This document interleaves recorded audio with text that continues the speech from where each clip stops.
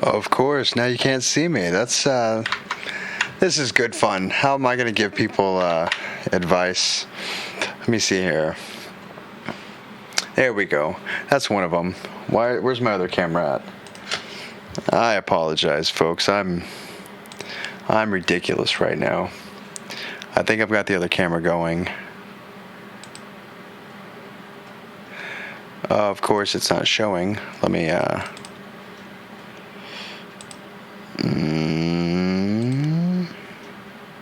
There we go. Hey, it's working again.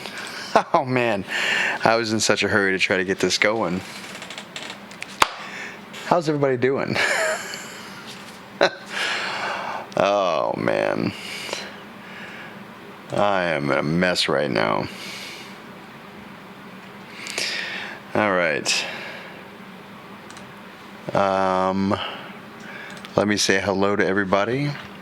We have got the Zen Ginger, Griffin Fish Room, Lady Griffin, Amateur Aquatics, Big J, Sleek the Geek, Holly Cardello, Plague God Vicious, Shadow Hair, Cody San, GRB Aquatics, Cianta, 44 Mad Guy. I think I got everybody. I'm not sure. Maybe.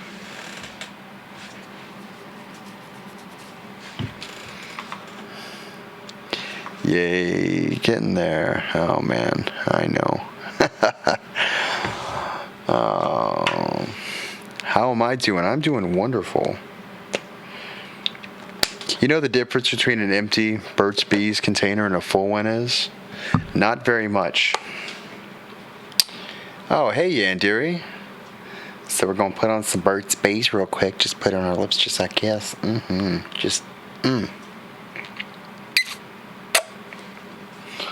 Hell. Well, alright.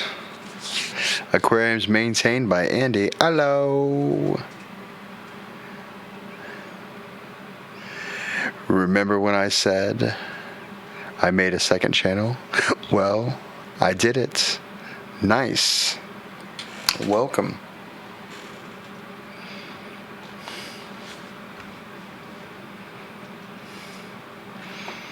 Cianta smoking. Cianta's always smoking. LOL the voice. Oh yeah, Burt's Bees voice. I gotta remember that y'all are behind me. Hello, judgmental one. If I'm man-child, you're judgmental one. Or nose touch counter. I don't know. How are you doing, Yandiri? Buzz, chaps. I hope you don't mean like buzz like that. Like buzz like, oh man. I can't do any of that stuff. I've got to do a drug test. So we're going to play a new game today. I'm just kidding.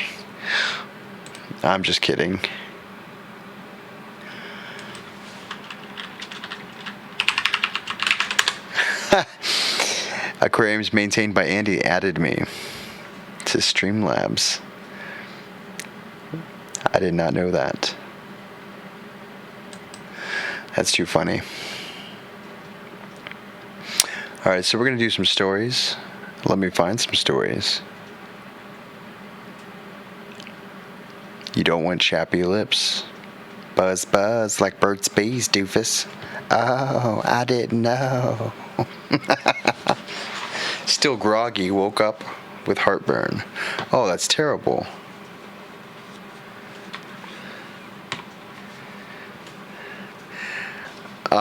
Well, I mean, I'm not really a gaming channel. I'm probably going to end up making a second channel for gaming, or turning this one into, I don't know, I haven't decided yet.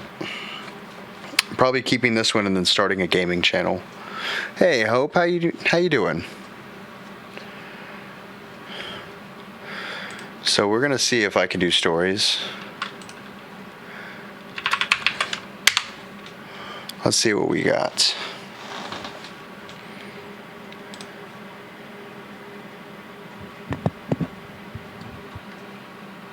It's just, I don't want super long stories, guys. Come on. We're looking. And I'm not looking at the chat, so I should be. Well, happy freaking birthday, Hope. That's awesome. Hey, Scott's Aquatics. Hey, Redfish, Bluefish. Hey, Carrie Nature. I'm in for now. May step away. We'll peek at the screen from time to time. Well, that is okay. Appreciate your support.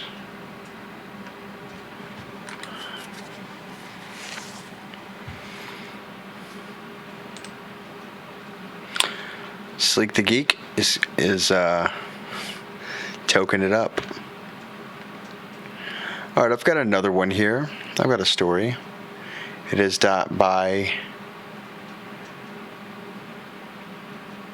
written by Dear Bula Clue.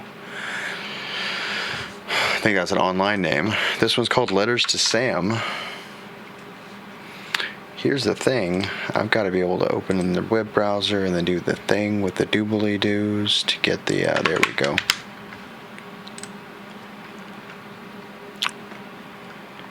All right. So this is going to be a letter.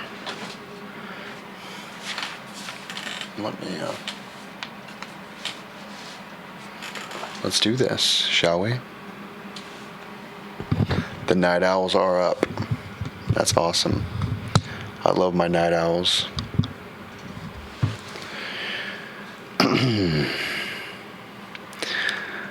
Dear Sam, how are you doing? It's been a while. I hope these winter days are treating you well. They don't agree with me so much. You remember how blue I used to get? Seasonal affective disorder, I believe it's called. Or sad. Funny, isn't it? The thing you feel is the thing you become. But onto a happier subject. I heard you met someone. That's great. I hope you'll be very happy together and that everything works out this time.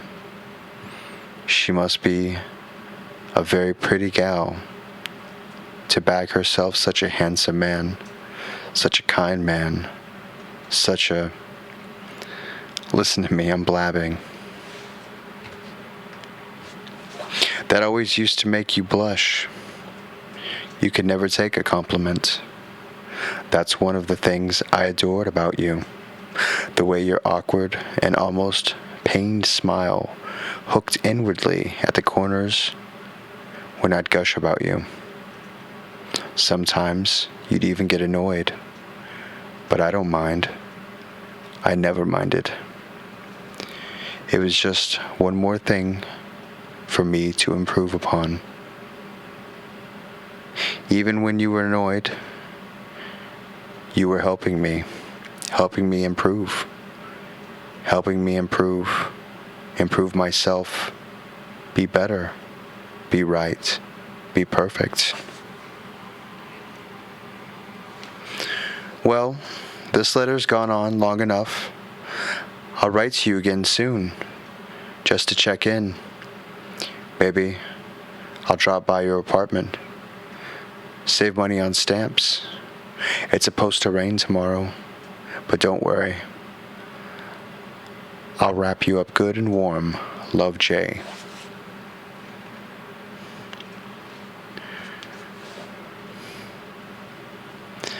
Dear Sam, I came by today to drop off the letter. I think I saw your new gal in the window. Long, waving blonde hair, perfect smile. She was on the phone with someone, probably you, laughing. I bet she lights up the room with that smile of hers, huh? Even staring up in the pouring rain, surrounded by gray, I swear it nearly blinded me. She could be a model. She could be a model for a dentistry with that pretty, pretty smile of hers. I bet that's one of her qualities that drew you to her. You always did like a pretty smile. In fact, that's one of the things you said you loved about me. Remember? That's okay if you don't. I wouldn't remember me either.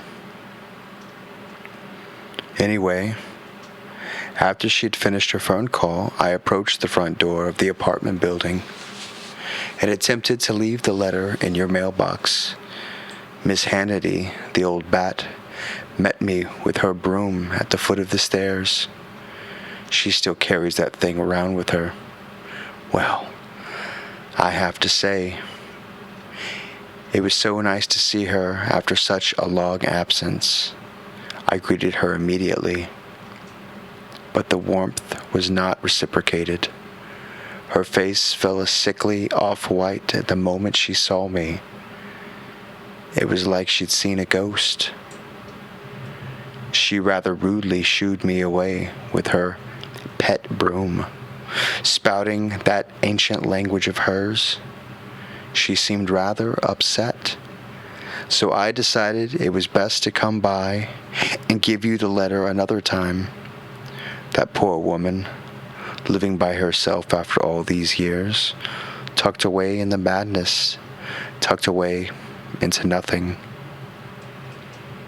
At her age, anything could happen, the slightest misstep, forgetting to turn off the gas and lighting one of those horrible cigarettes from her old country, forgetting to take her medication, or taking too much. Perhaps I should check in on her more often. She may be glad for the company. Yes, I believe I shall pay her a little visit very soon. Love, Jay.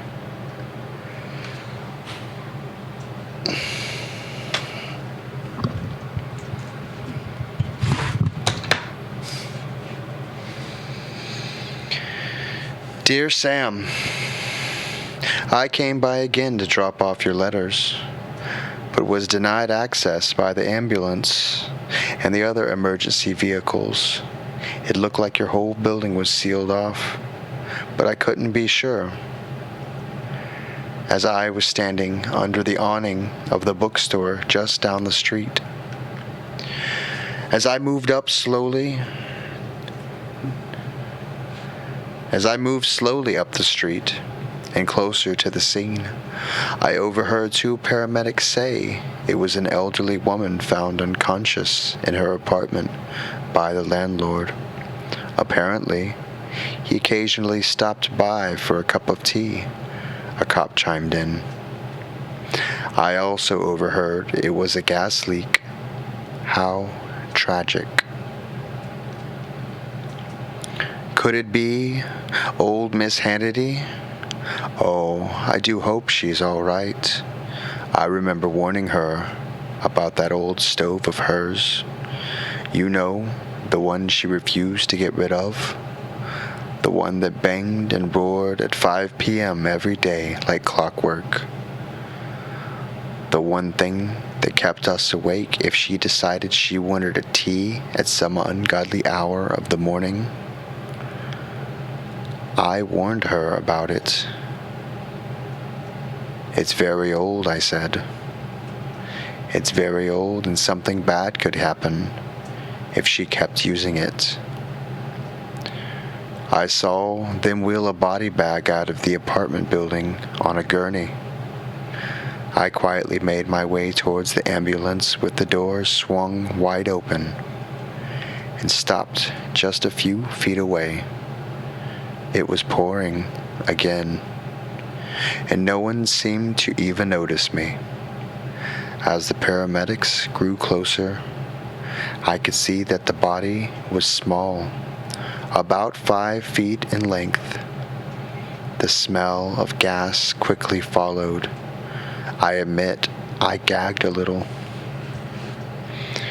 Poor Miss Hannity, once upon a time, she was like a mother to us. Anyway, I hope you'll get the letters to you tomorrow when things have calmed down a little bit over there. Stay positive, darling. Love, Jay.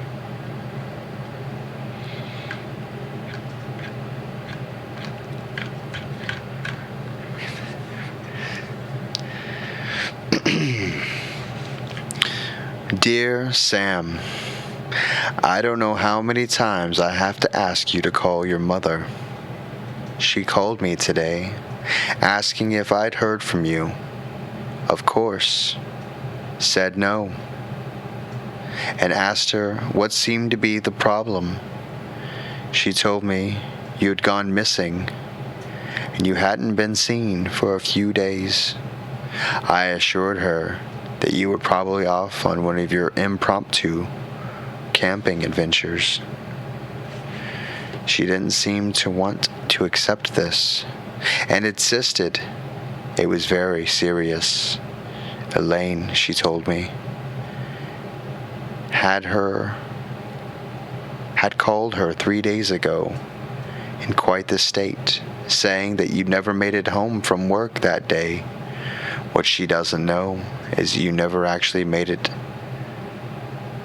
into work at all. I assume Elaine is the one with the perfect smile. You used to love that about me, remember? I think it's so nice that she and your mother get along so well. You really seem to have a dear fondness for each other. Anyway, I told her not to worry. She always was such a worrier. She was absolutely devastated when she heard the news. She adored me, and I her. I tried to help her understand what happened, but it's difficult to explain to someone when you don't quite understand it yourself. Sometimes things in life just happen. They happen when we want to take it all back. They happen and we wish they didn't. Well, I'd best be going. I will once again attempt to get these letters to you, one way or another. Hopefully, there will be no more obstacles in my path. Love, Jay.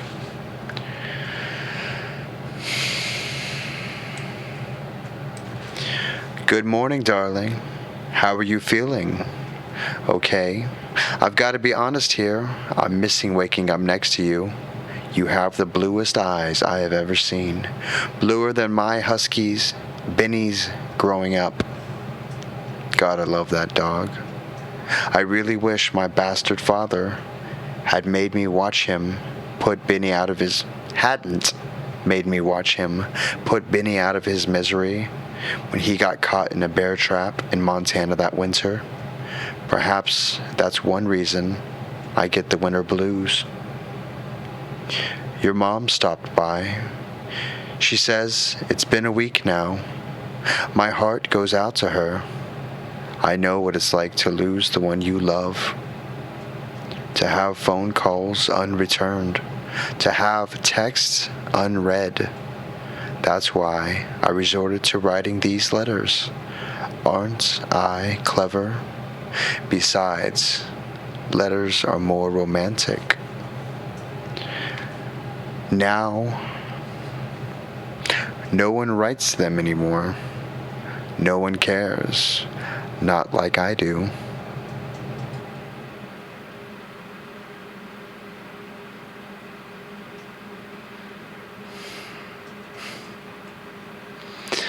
Oh, almost forgot. I bumped into your gal today. Elaine, is it? She is much prettier in person. She's a little jumpy, though, which can get annoying. In fact, she wouldn't stop being jumpy, even though I told her over and over again that I was not going to hurt her. I was just there to talk. I was worried about you. I was worried that something would happen to you, and I needed her cooperation, otherwise you may not be found. I'm afraid things got a little out of hand, and I may have struck her. She fell and hit her head awkwardly against the banister in the back stairway of the apartment block. I think she either died instantly or bled out, as the blood poured from her head and sprawled into the concrete floor beneath her delicate frame. I took the knife from my purse, cut one of her beautiful golden tendrils, and placed it in my purse for you. I thought you might want something to remember her by. It's the least I can do. It was an accident, after all. My, oh my, it's proving increasingly difficult to get these letters to you.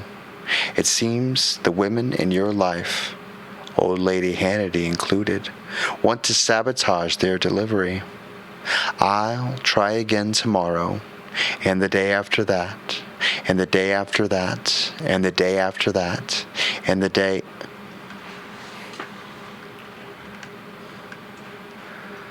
Dear Sam, I think I may have overdone it. I was supposed to be simple.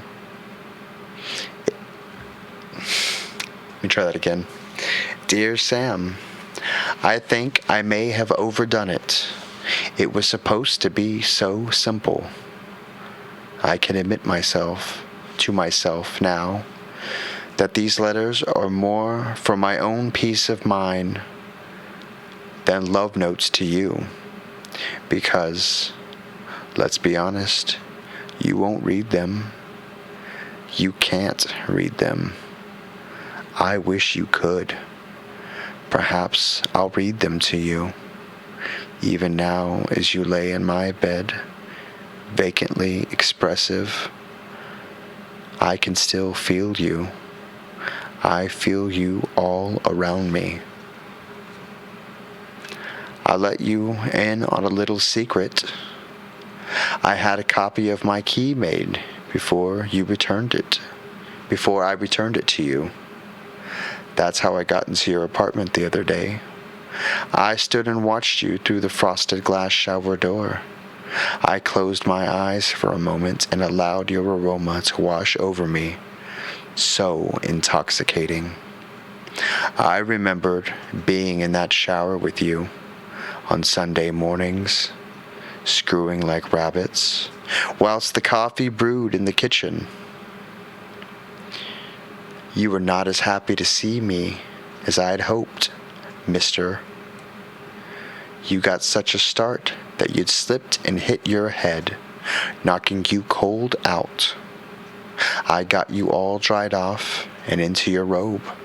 It's amazing how much inner strength we can have in times of crisis, isn't it? Luckily, your little bimbo friend had spent the night at her mother's, and she had a little car trouble the night before. Oops. So she wasn't there to be a third wheel this time. She'd just go about her day assuming that you went to work as usual. How nice of her. I managed to get you in the wheelchair I had specially prepared for you and used the elevator to get you downstairs to the parking garage in the basement. I didn't even have to use the propofol I had secured in my jacket pocket. You took care of that for me, sweetie. We made it to my place, thank God for the elevator, and I laid you down on my bed. Please, please, please understand that I had to use restraints on you for your own good. If you tried to walk, as soon as you woke up, you could have fallen and really hurt yourself. I know it must have come to a shock initially, but I'm so proud of you for sticking it out. You are truly a trooper. Seeing you in there all tied up with no place to go, I'd be lying if I said I wasn't a little turned on. On another note, I've been doing a great job of taking care of you and going to work. Did I tell you they transferred me to St. Mary's? It's closer, which is nice. Means I can get home to you more quickly. I have to admit that when your mom showed up the other day, I was struck with mild panic. Thankfully, I remembered the gag before I answered the door, so she shouldn't have been able to hear you from all the way in the back room. You know what? I'll finish this tomorrow. It's too much for me to continue this right now. Your eyes are faded, and I despise the gray. Always love, Jay. Dear Sam, I came home yesterday to find you had chewed off your tongue and choked on the blood. Am I that insufferable to you? Don't you want me? Don't you love me? Why? Why not? Tell me. I would have died for you, you stupid little man. I could have died for you, and now my heart is broken. You know what? It would be funny if it wasn't so goddamn tragic. And that's it. How did y'all like that one?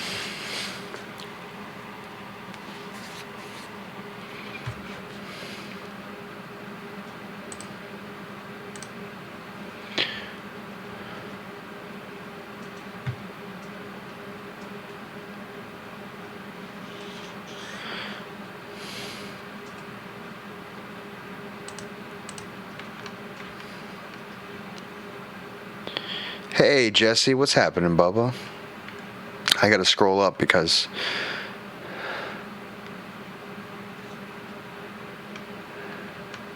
I missed out on so much chat.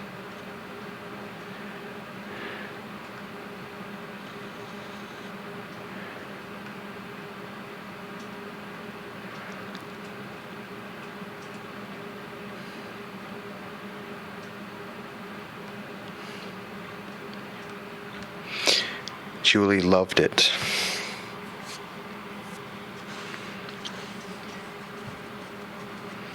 That was the ending. So, gentlemen, remember, don't scorn your lovers, because they'll go psycho and, well, you know.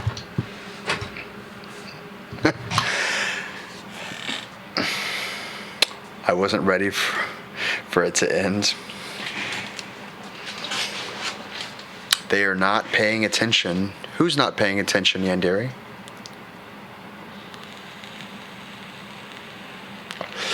$28 watching, get 20 likes. You should be a narrator in a movie. Well, thank you.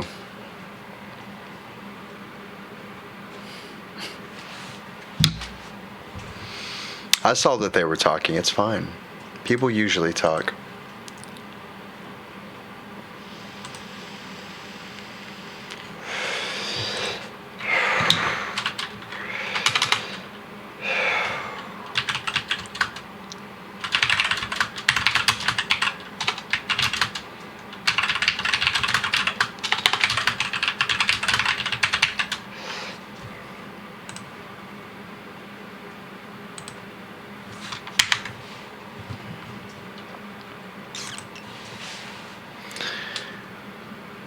You guys talking about farts and snow.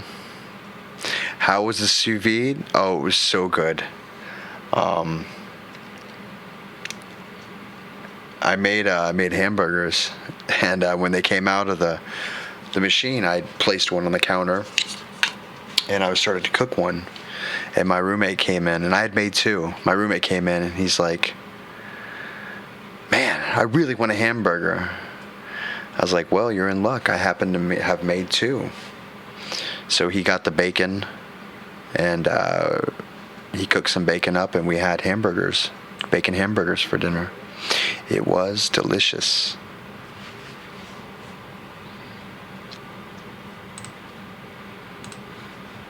Well, regardless, if some were listening and some weren't, that's how it goes.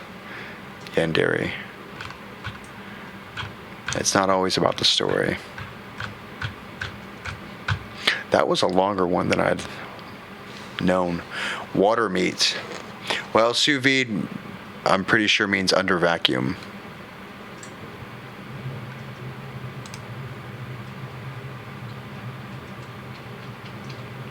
Yeah. Exactly. You made sous vide steak once. It was so good too. I'm a believer. Try bacon and chocolate. Food, you're so hungry. Food, which channel are you? Because I modded you. I just don't know. I don't know everybody's icons. I'm sorry.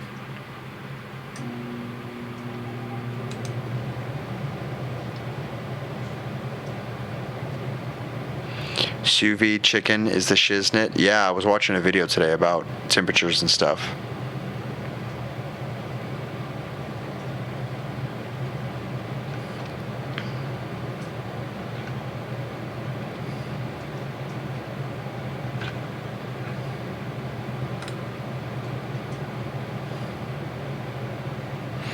I'm just looking for stories.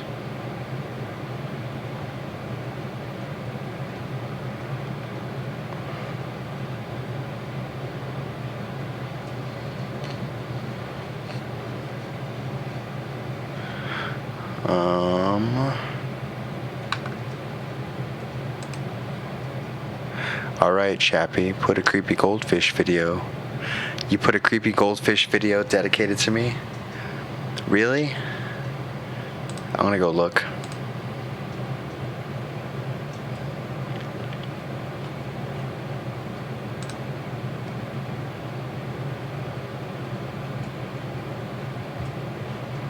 You'll have to send the link.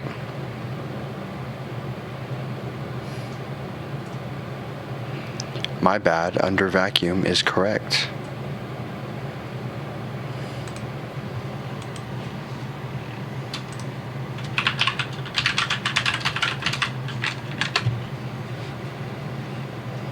It's weird, Chappy knows stuff. I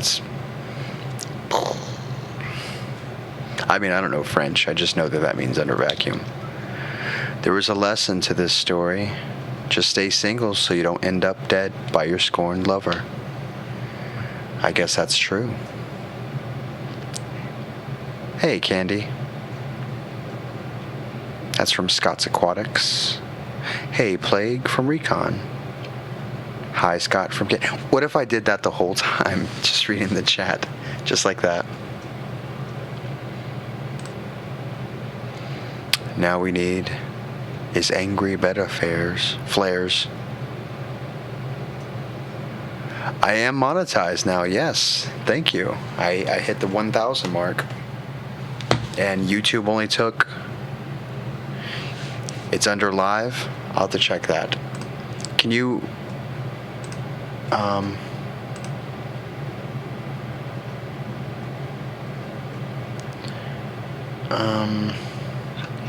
I'm having a hard time here. Could you put a link for me? Chappy, I wish you did edited narration videos. Like what? Like creepypasta videos? I got a couple. Only 2 that I've done. Sous vide everything. Viva la revolution. Alright, let's see if we can do some more stories.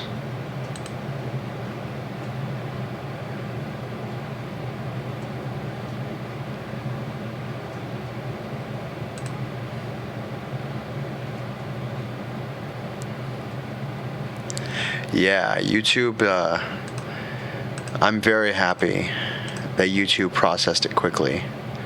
I was super surprised. You know what? I'm gonna download Blender.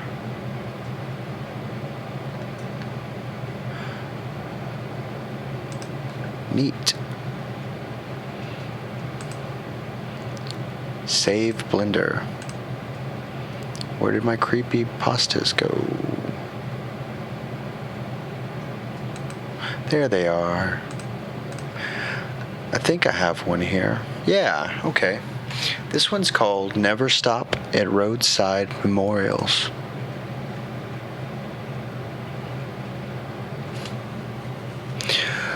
You streamed it, not sure how to make it into a video. YouTube will make it into a video after a little while. It's just got to process it.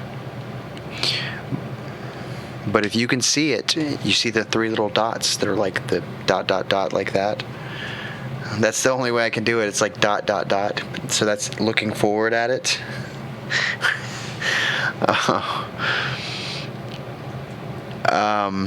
You should be able to share it.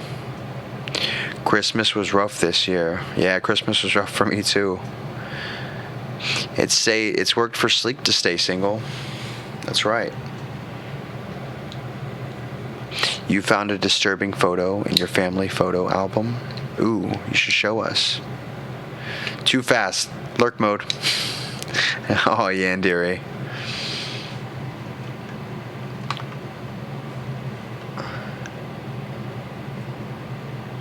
Oh.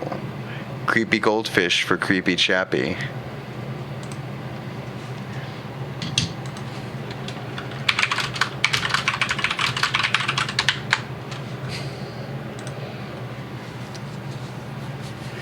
All right.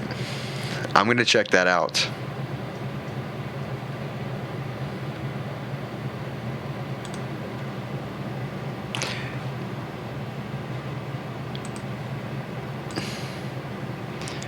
Oh, let me see here.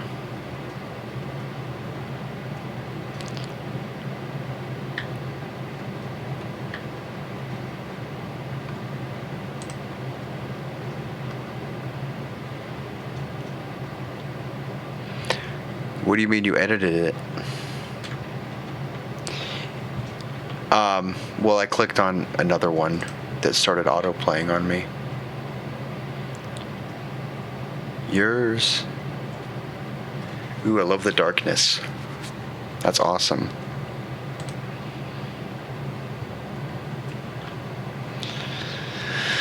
All right. Island Live Fishing is streaming right now. And you guys are with me. I appreciate that. Here's the next story. Did y'all like the way... Conception. Did y'all like the way I read that last one? Do y'all want me to read like that again?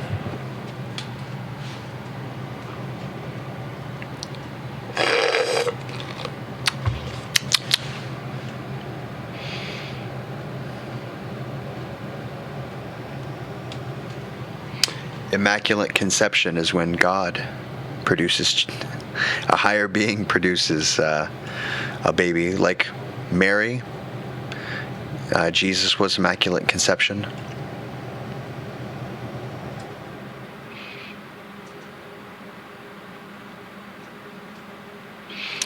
It was a video that I put some music behind it and a filter. Oh, nice. Read another story, and yes, read like that again. I don't know. Oh, I think he was one of the people we were going to try to raid. One of the people I knew from Pusa Studios. Oh, I have water. No, I don't. Aw.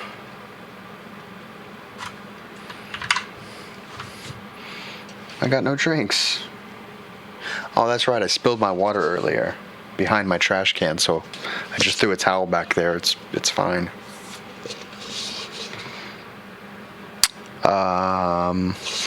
Let me go get water, and then we'll do a story. Deal? Well, I say deal. Y'all are going to say okay or no, and I'm going to be gone anyways. So I'll be right back. Hey, doggo, come on.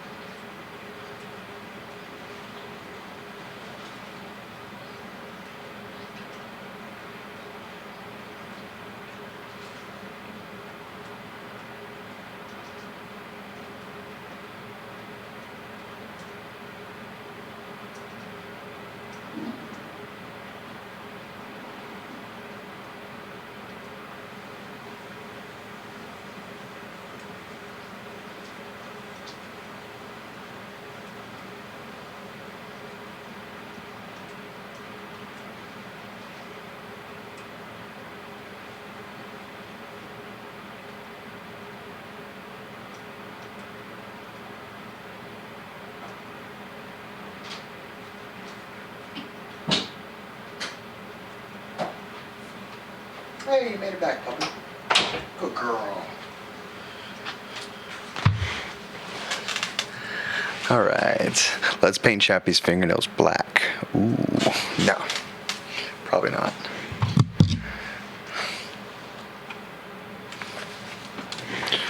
Probably not.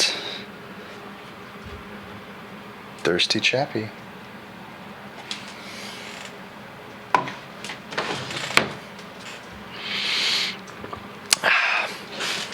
Chappy should be drunk, not drinking water. Alrighty, let's get to the next story. This one's Never Stop at Roadside Memorials by N.M. Brown. You just need just under 200 hours. Wow. That's kick butt.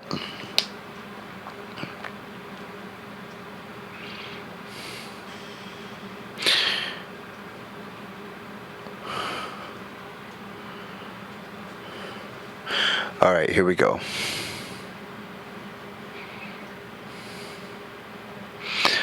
Cool, about to roll my eyes. Back, 4:30 comes early. All right, let's see. Oh.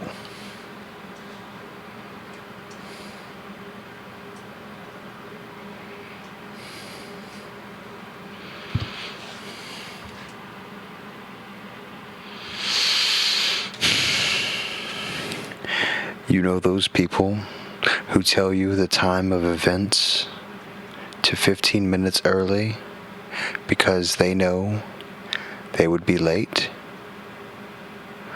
The ones who would be late to their own funerals, as the saying goes. Well, that's me.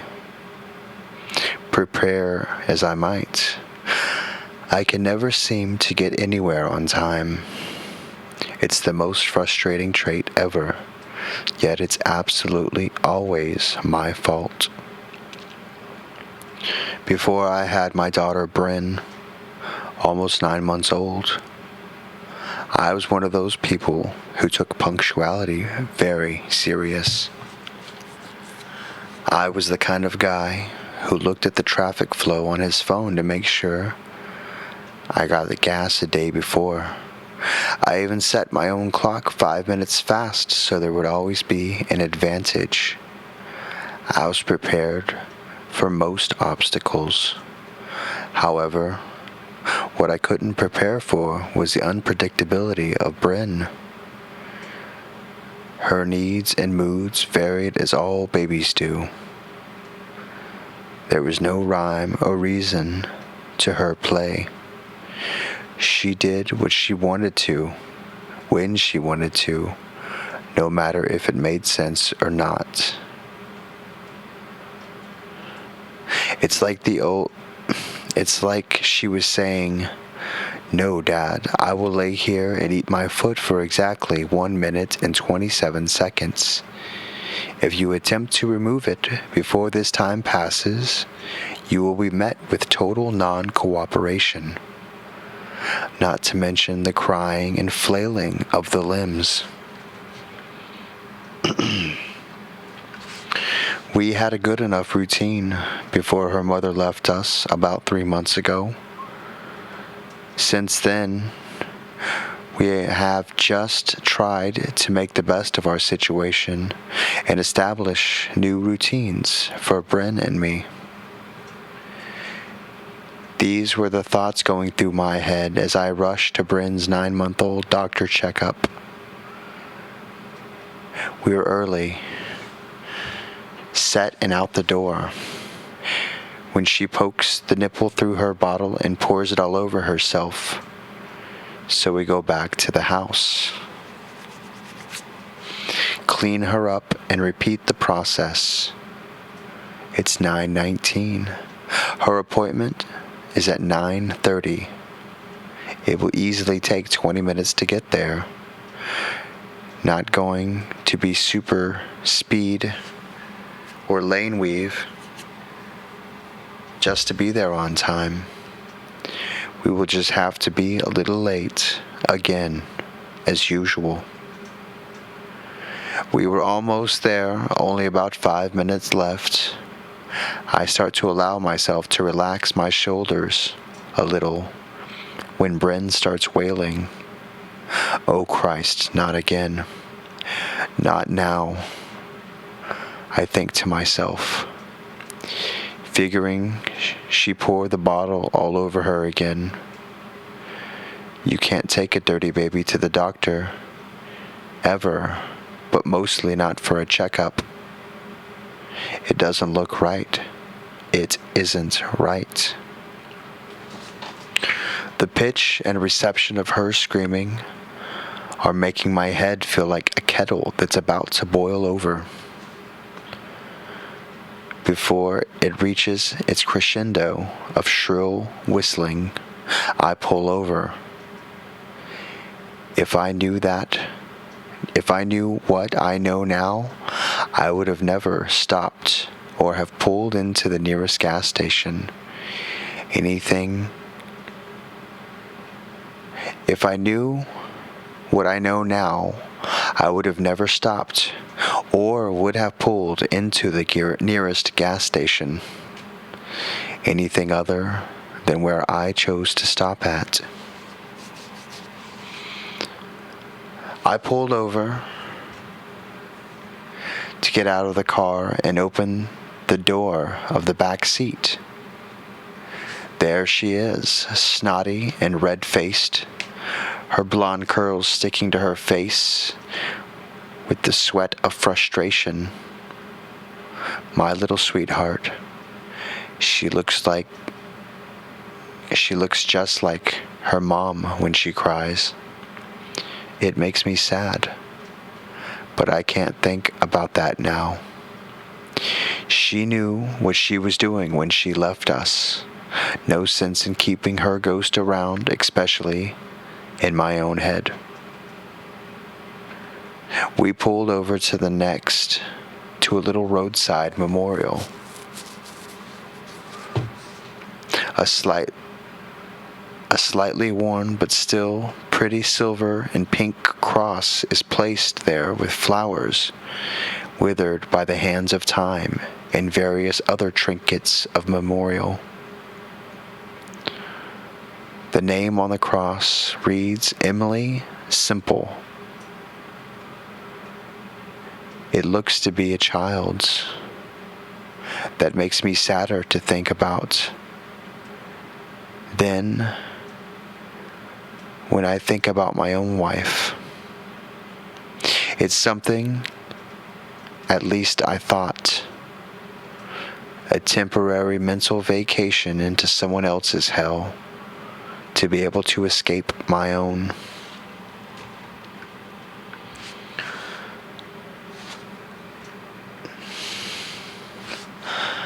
I look her over and thankfully she hasn't spilled her bottle. Maybe we still have a chance of being somewhat on time. I hand her the bottle back, wipe her face and kiss her forehead, thinking if I showed her love it will help keep her calm. If she knew,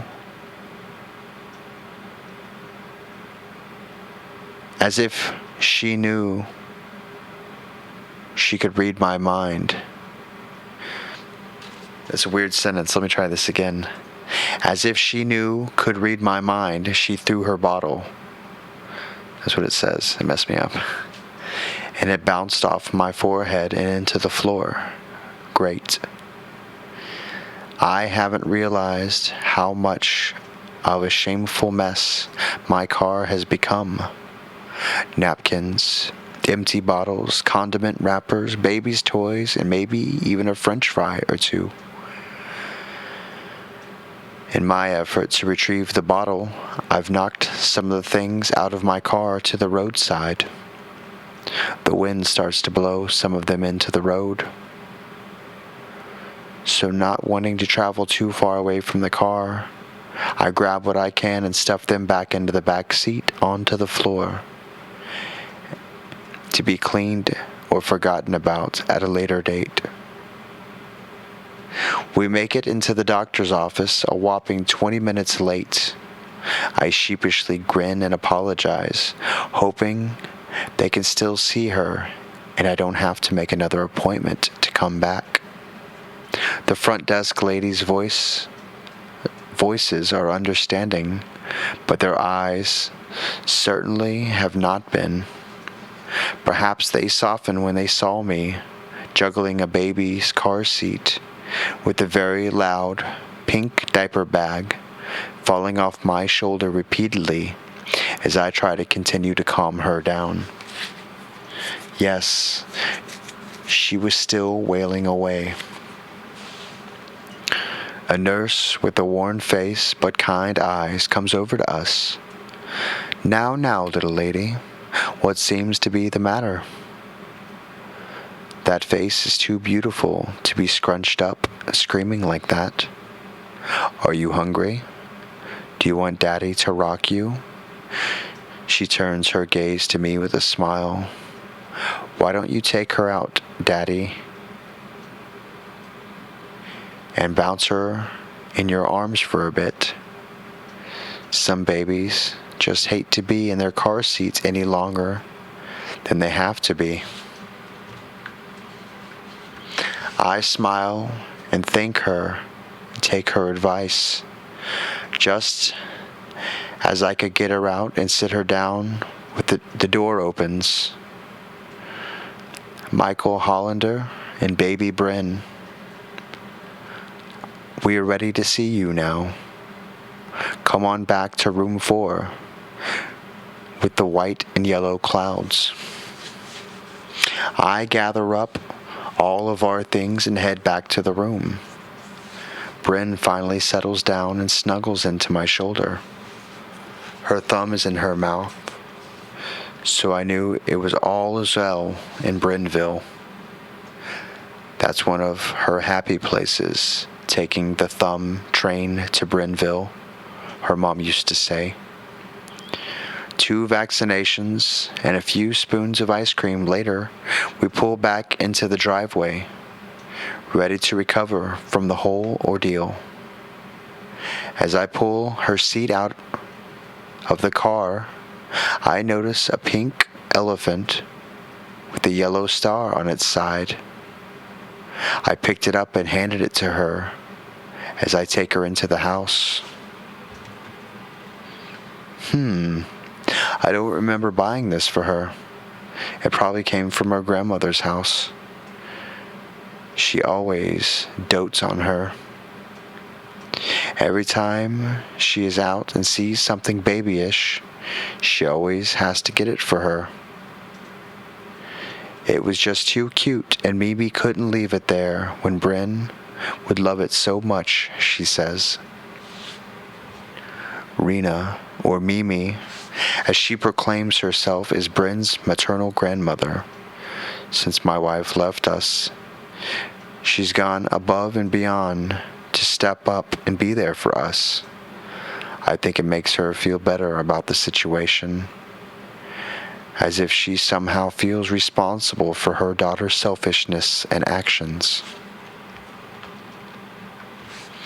My mother is long gone, and Rena is such a beautiful part of Bryn's life.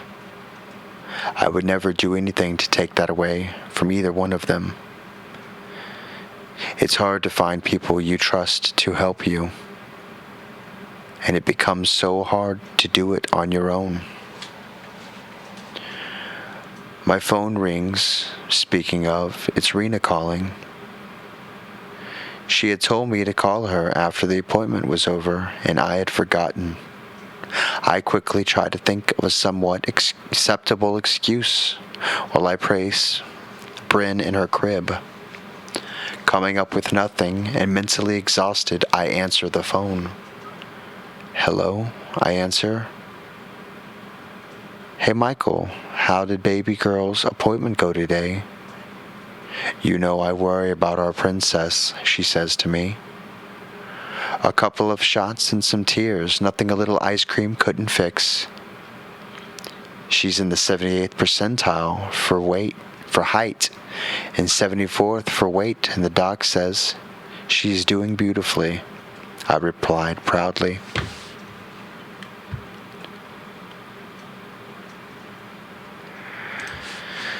I can hear a subtle sigh of relief from her end of the phone. Good. I'm glad she's doing okay. Do you both have plans for the day? There is a hopeful tone in her voice as she asks this. No, not really.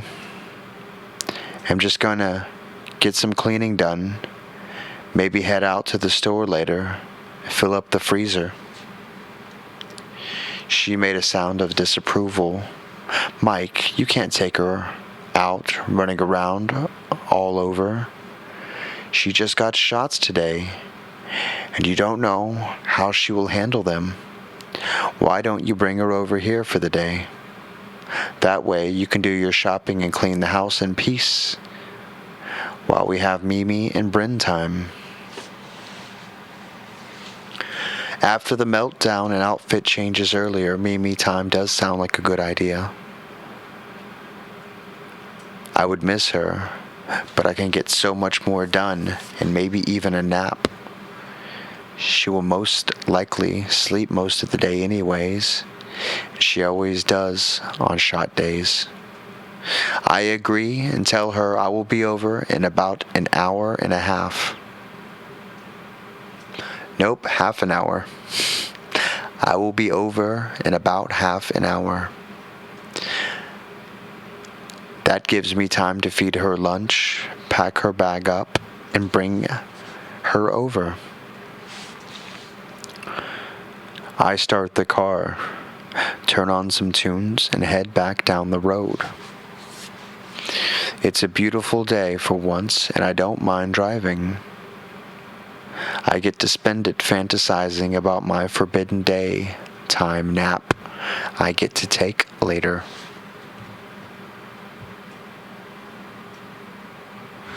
I stop at what seems to be the 100th stoplight, even though it was really only the 3rd. Tom Petty's velvet voice comes across the radio, so I reach down to turn up the volume. The light turns green and I start to accelerate, humming along and excited to get her to her grandmother's house. Suddenly, I feel a shock powerful enough to move my whole car. It feels as though my teeth are broken and cutting my cheeks from the inside. The car flips once, twice. I feel my head bounce off the steering wheel. All I can think about is my back seat. The car comes to a stop on its hood. My body is burning with white, hot pain. What I thought were my teeth was actually broken glass from my window. I must have gotten hit, possibly T-boned. I started to fear. My head swims and my eyes become heavy. I feel like a computer shutting down one application at a time. I'm trying to use all of my senses to help me. I hear silence. No crying. No screaming. For the first time ever, I am terrified at the sound of her silence. I managed to look back to that one mirror that survived the crash. I can see my little angel in the back seat upside down, firmly secured in her car seat, motionless. Her neck bent at an unnatural angle and blood everywhere. The last thing I see before I lose consciousness is my little girl in front of my windshield. Nope. Last thing I see before I lose consciousness is a little girl in front of my windshield. Her face is dirty, and she's wearing what I guess must have been at one time a white dress with yellowed daisies on it. I fade away. My eyes shoot open again as the phone rings. I am at home, in my chair. I jolt up and out to my mirror. I feel my head where I hit the steering wheel, and there's nothing. There's no pain, no bruises or cuts, nothing. Confused, I run to Bryn's room. She is sleeping peacefully in her crib.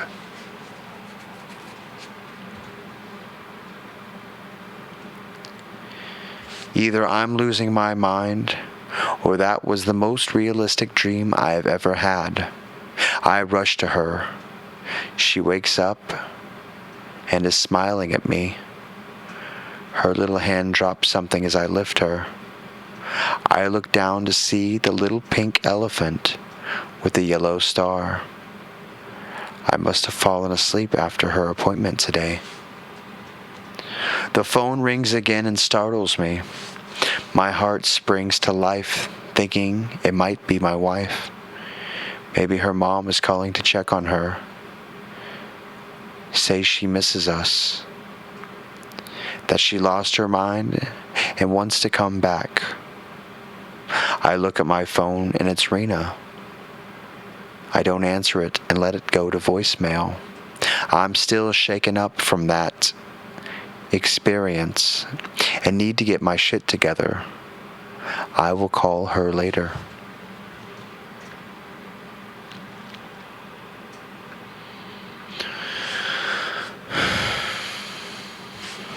My phone buzzes with a text message.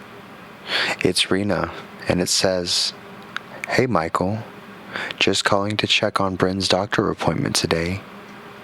If you don't have anything going on, please bring her over. I would love to spend the day with her. Talk to you soon." Well, I'm definitely not going to be driving anywhere after what happened earlier. So I turn on some Netflix for me and my kiddo. I pop some popcorn for myself and sit down next to her on the couch. I let her snuggle into me and we settle in like that for a little while. Halfway through my popcorn bowl, she starts to eye it. She would look from me to the bowl and back again. She lets out an irritated grunt and furrows her brow. Looking towards my bowl, smiling and thankful to have her, I let her have a piece. I walk to the bathroom satisfied that she's at peace in one spot for once. I'm only in there for 45 seconds, a minute at most. The living room is silent and Bryn is on the floor, looking under the couch with her butt in the air. I wait to see what she's doing, figuring she will pull some lost treasure out from under there and try to eat it. She doesn't move. I walk over to her and call out to her, "You spilled Dada's popcorn, monkey butt. Did you find something under there?" She doesn't respond. She doesn't move. Doesn't breathe. My heart drops and I rush to her. I pick her up and roll her over. She's like a limp doll and her face is blue. I look over to the popcorn bowl. I try everything. I turn her upside down. I hit her back. I try to put my fingers down her throat to remove the obstruction. There was nothing. Nothing that I can do. It's just her lifeless body and the pink elephant at her feet. I moan and scream in agony as I fumble my cell phone to call 911. My head spins as I start to lose my breath. I look out my window again and see a little girl wearing the dress with daisies outside and down the street, staring in the direction of my house. Things tilt sideways, and then the ground rushes up to meet me. I fade away. I wake up again, and my cell phone is ringing once again. I let it go to voicemail. My heart is beating so fast that I can hardly catch my breath. I am very much still in the situation in my mind was just put in. No surprise, it's Rena again, or maybe for the first time. I'm not even sure at this point, honestly. I can't think straight. I have seen things no parent should ever have to see.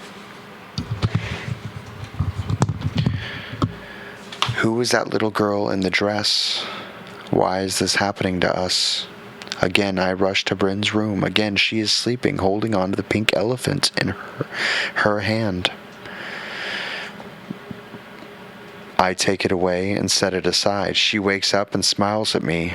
I reach down to touch her hand as she reaches hers up to me, slowly falling back to sleep. I let it all melt away, soaking up her smile.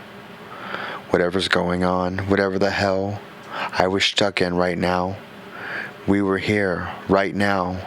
We are very much alive and okay. Today we won't do anything.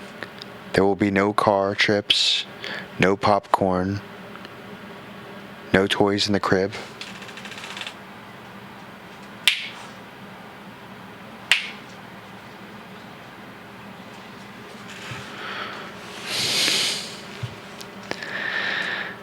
No anything that can hurt my little girl. That's my only job in this life, is to protect her, and I'll die trying. The same text message appears from Rena, and I decide to call her back. I try to sound as calm as I can, mentioning the same details from the doctor's appointment. This time, however, I decline to offer her to come over, deciding not to tell her about the horrifying events of the day. We arrange for me to drop her off the next Saturday and she asks, "What is baby girl doing right now?" I reply, "She is sleeping in her bed holding on to that elephant." "Hey, you have any idea how much she loves that? Where did you find it?" There is a pause. "Michael, I never got her an elephant toy. I would have remembered." I make an excuse about Bryn waking up and hanging up the phone, feeling dazed. I go to Bryn. "I will take her into my room and put her on my bed with me all day. Nothing can hurt us. We just have to make it through the day, and this nightmare will all be over." I approach her crib and see she is still there. She lays silent, not moving, not breathing.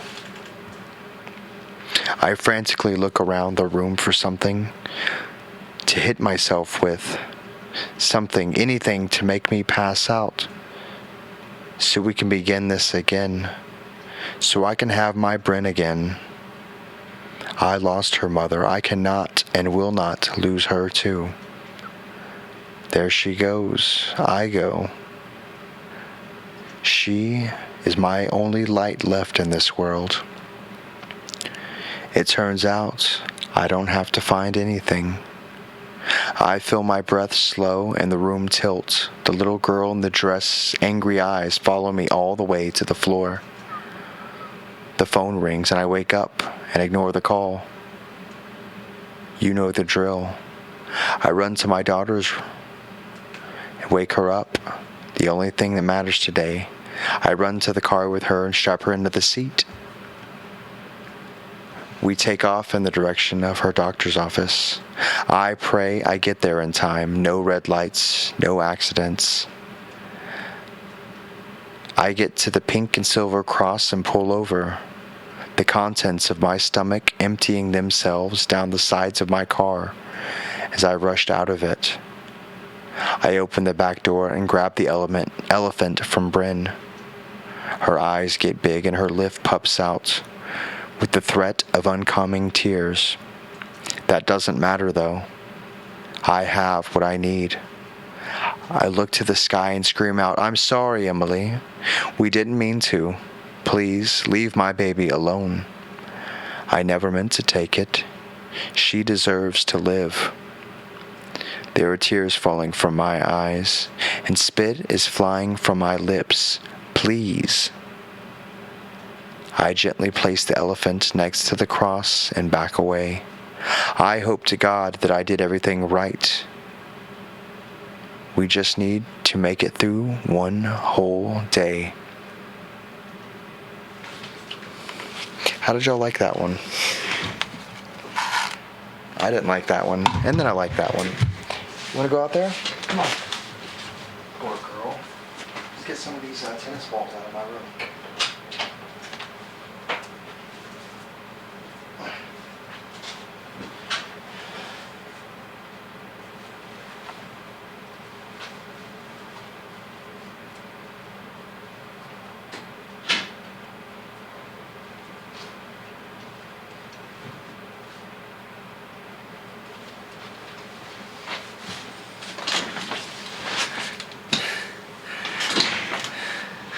What's going on?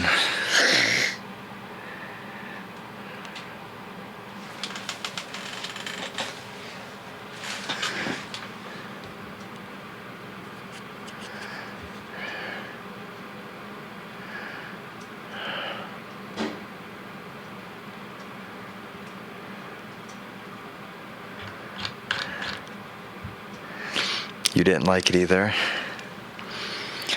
Thanks, Chappy. I hated it. I think we all hated it.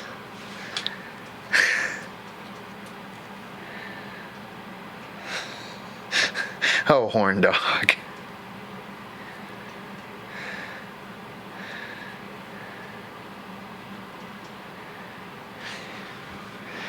And they lived happily ever. Oh no, you don't want to read the rest of that. There was a PS. I'm just kidding. I'm just kidding.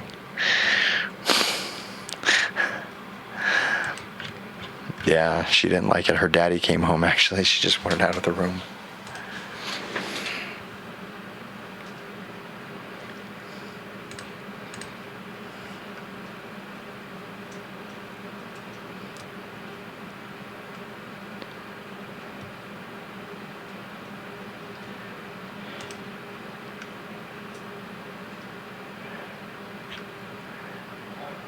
Did you just start with part 1? Nope.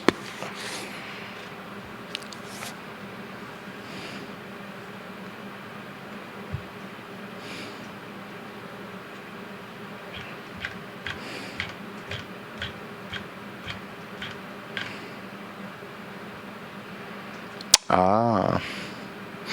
Well, I don't know what stories are about before I click on them.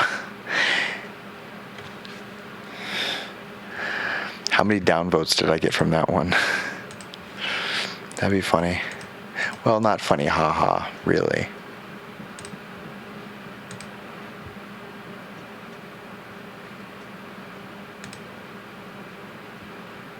Nope, 28 thumbs ups. 29. 30. 0 downs. Awesome. All right. Well, let's see if we can find another story.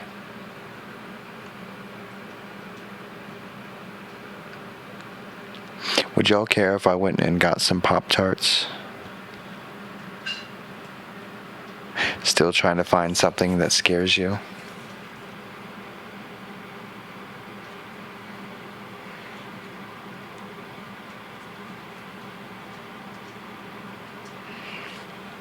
I'll be RB.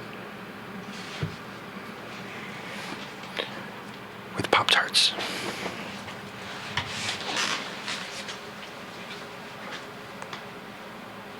Hey bud, how was the day?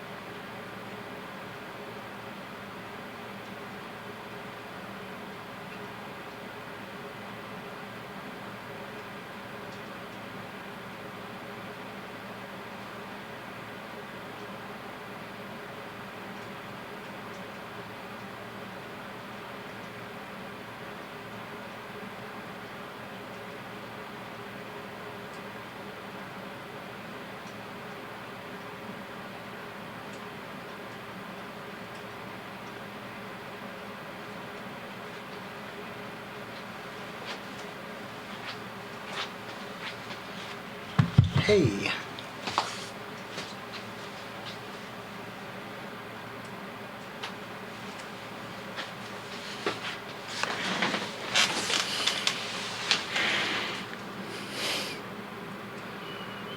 I toasted my Pop-Tarts. I apologize.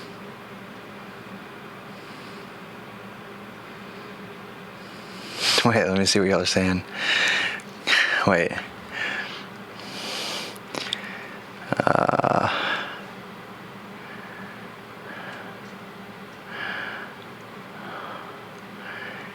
We haven't had one in years.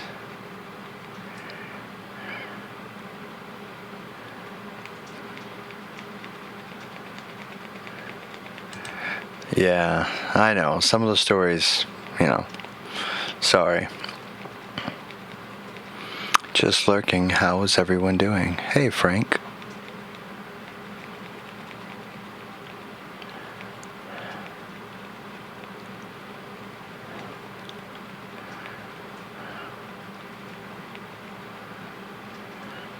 He's taking a while. Guess he's toasting them. Cold Pop-Tart?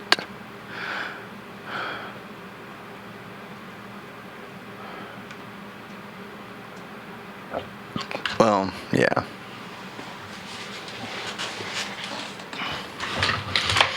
Yeah, you gotta toast your Pop-Tarts. What's wrong with y'all?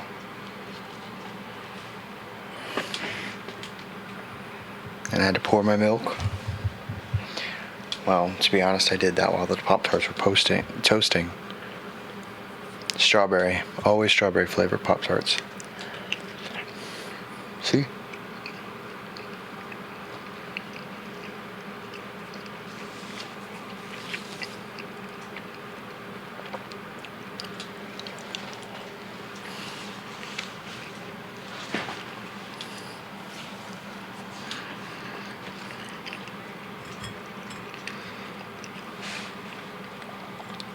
It's terrible that it takes longer to toast the food.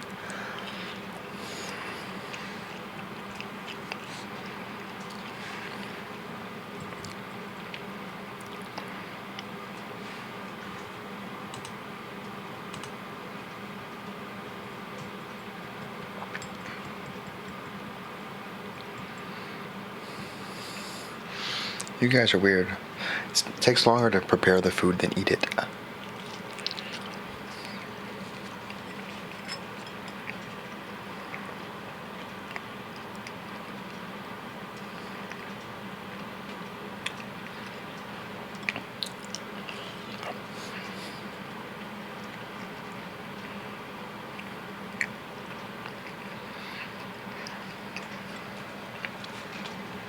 Do they make blueberry Pop-Tarts?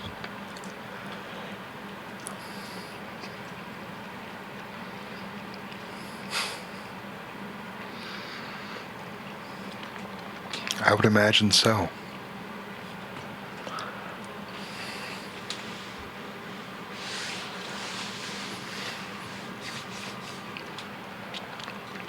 Every bite gets dipped in milk before.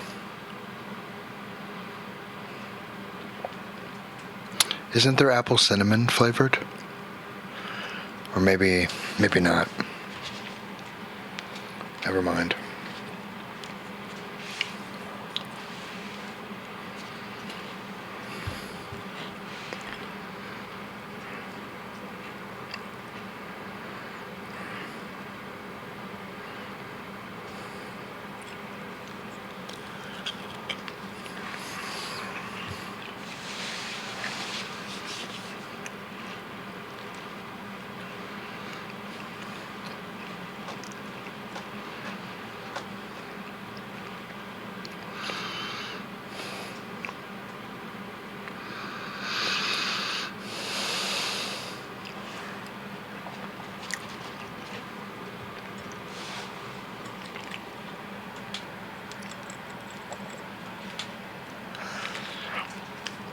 Brown sugar and cinnamon, that's what I was thinking of.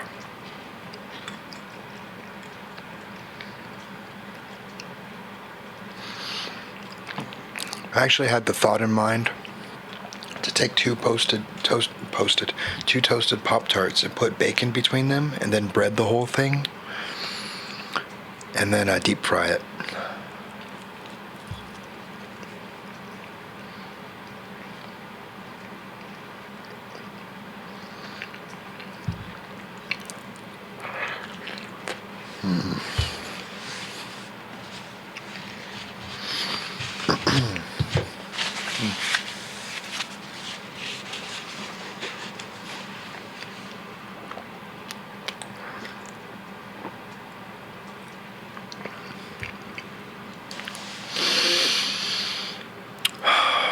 That hit the spot. What are you wanting?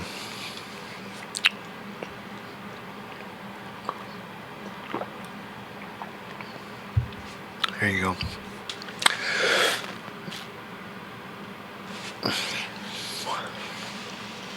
Posted top parts.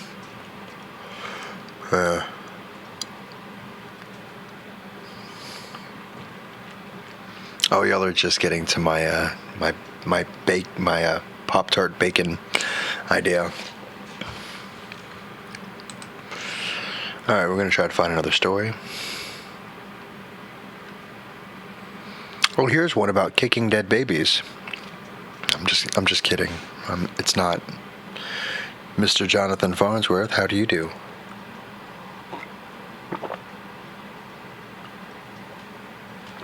Oh, I love me some milk.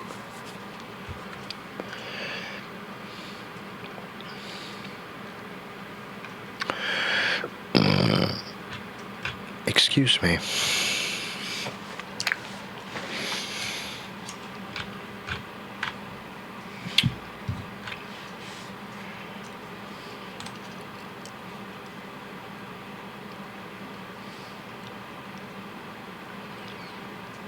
What are you chappying me for? What did I do?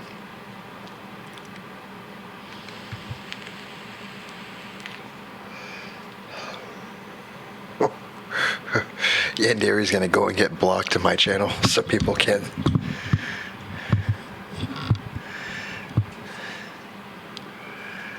Chappy. Good. Pick me up from the last story. Mic drop. Oh, milk? What's wrong with milk?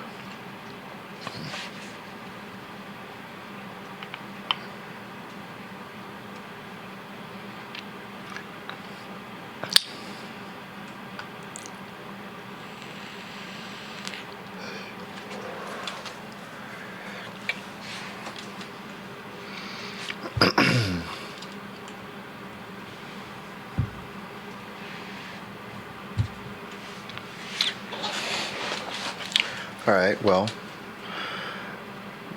this one is why I don't go trick-or-treating anymore. It was published in January, just 4 days ago. I guess they missed the Halloween deadline.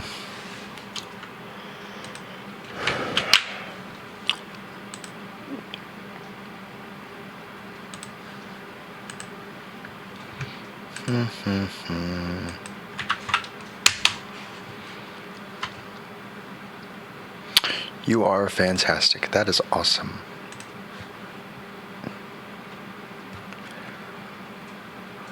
Oh, I miss Jeremy. Where is Jeremy?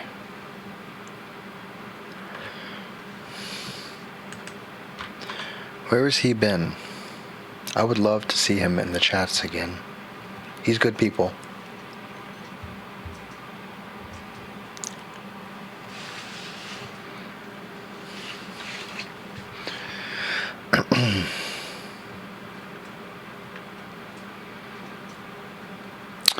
This Saturday is your birthday. You're getting old. Milk me, baby, one more time. Oh, that unforgettable Britney Spears line. Well, happy early birthday, Mr. Jonathan Farnsworth.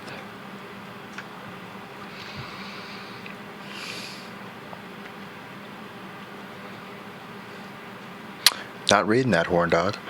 All right, so here we go. Why I don't go trick-or-treating anymore. I mean, I'll tell you why I don't. because I'm old. No one would give me candy. On the plus note of that, I can buy candy. So, screw those kids and their stupid costumes. I was an awesome Batman. Here we go.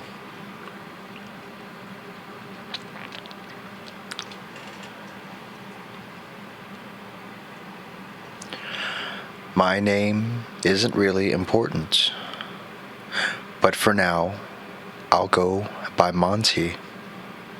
A little backstory. I grew up in a small town just outside of Hartford, Connecticut. Real nice place where everyone knew everyone, and you never locked your doors. Had a real charm to it. Nicest bunch of folks you could ever meet, really. We were all one big family. So this all happened in 2005. I was 10 at the time, and my friends Adam, Timmy, and Jared were out trick-or-treating.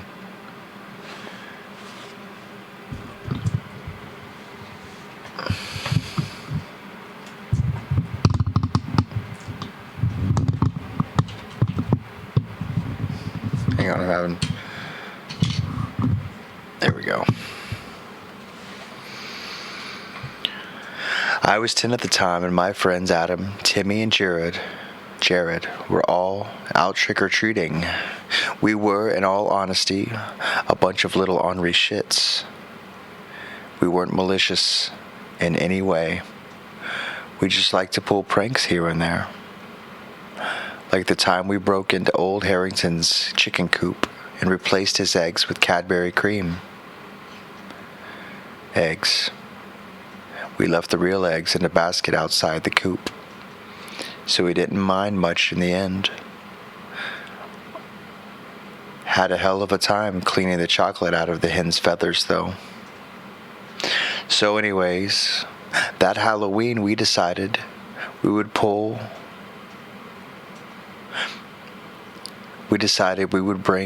pillowcases to use as our sacks, since we knew the whole town. We weren't allowed out until midnight, so as long as we made it right on the dot and not a second later, we were all about the same age. Adam was the oldest of us at 12, and Jared was the youngest at 9.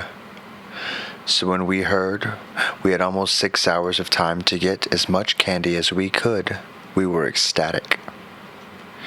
In our young minds, having all the time and all that space meant we would be rolling in candy for the rest of our lives. So we went out, all dressed up in the homemade Avenger outfits, and got to work.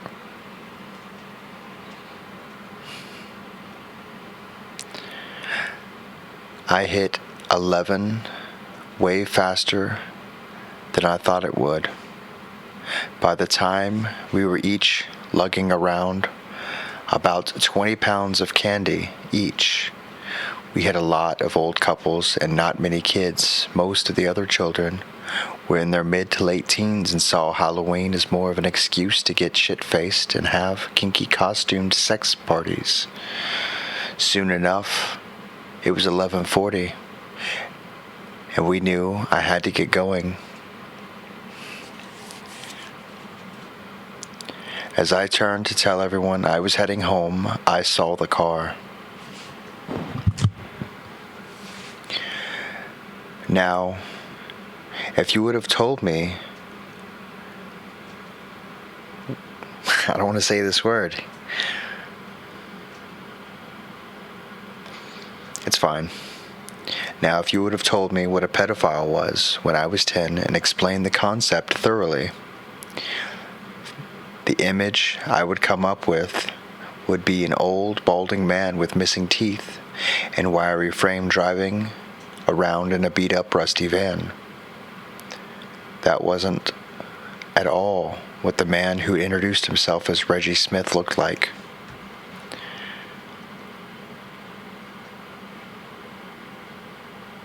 No, not gonna finish this one. No, not reading that one. And it's probably benign, but no. Mm-mm.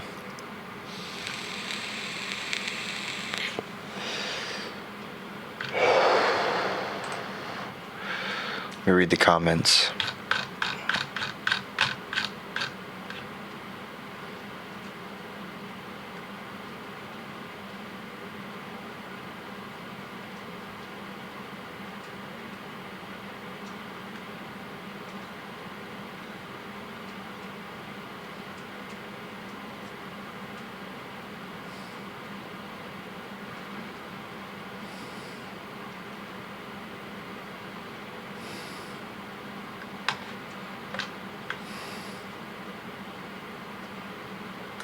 Yeah.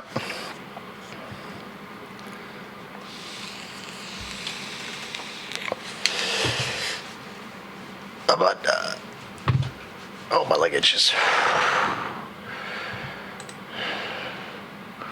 Alright, what do we got here? There's a dead girl in my mirror.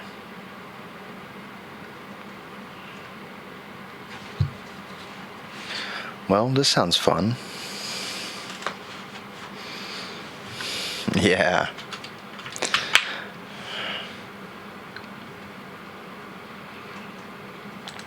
Yep.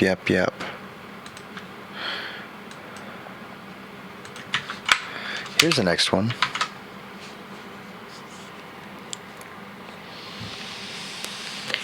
Not the right kind of creepy.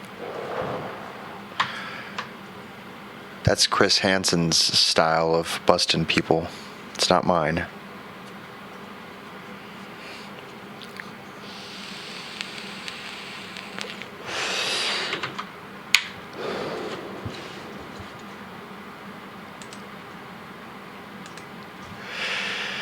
I didn't click on it in time.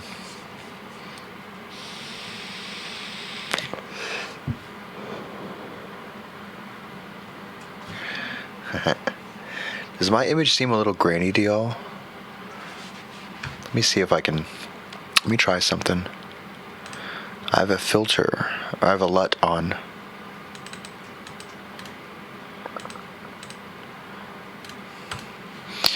It's not gonna let me adjust it.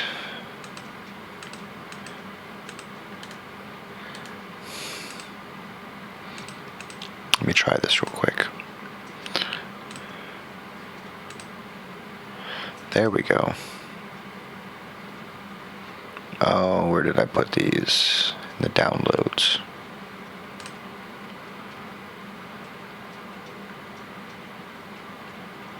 Nope, it was in documents. Yep, there we go. I'm gonna go. That's right. You and Creepy, not Skeevy. I'm gonna go through a couple of filters here on my camera. So if y'all will bear with me.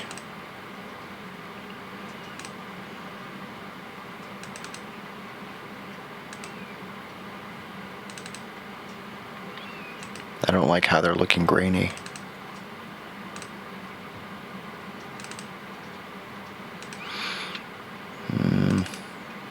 If y'all like something, well, I'm going to be going too fast for y'all to say.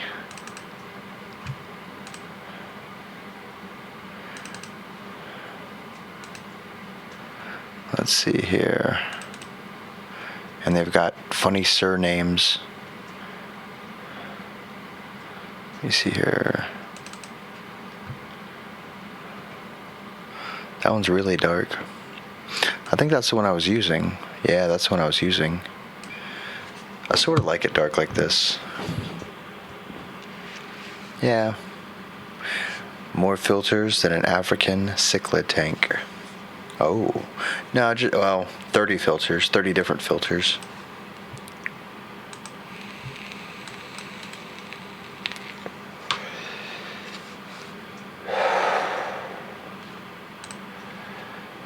I wish I could edit my white balance and all that.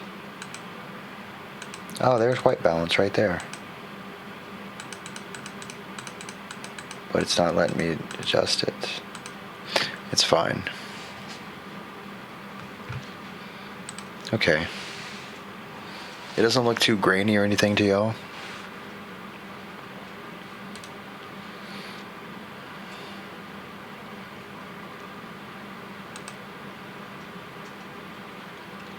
There we go. Centered on the screen.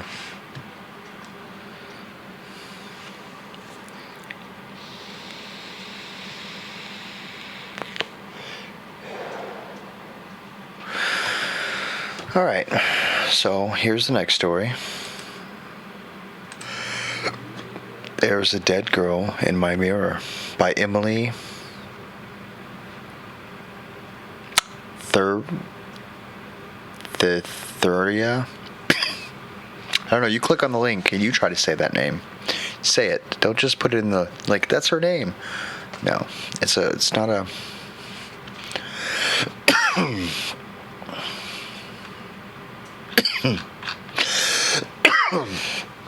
Water. Ah, there we go. Okay. Here we go. Saturday. This sounds absolutely idiotic. I know you've all heard this kind of thing before. Someone thinks her house is haunted.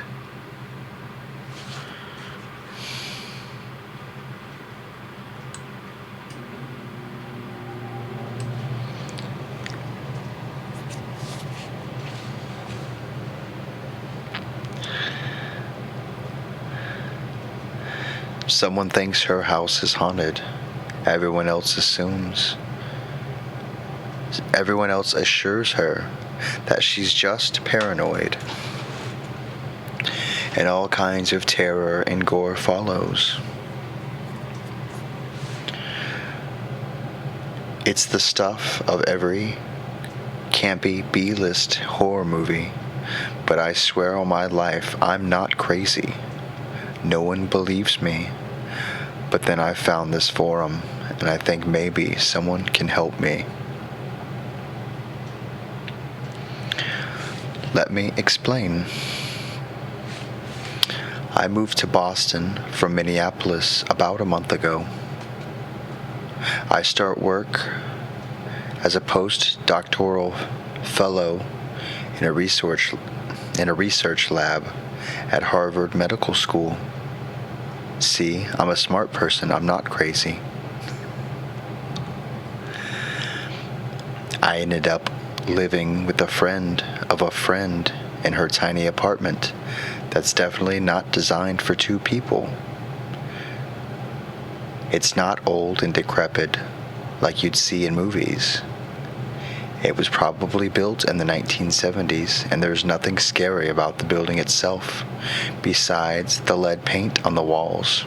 However, I became uneasy the very first time I looked in the bathroom mirror. I was brushing my teeth when I thought I saw a flicker of movement behind me. I turned around, thinking it must be my new roommate. She hadn't been there the entire afternoon while I was moving my boxes in, so I hadn't met her yet. I poked my head out of the door to look for her, but she was nowhere to be seen. I shrugged and continued brushing my teeth, not thinking much of the movement, but feeling slightly on edge.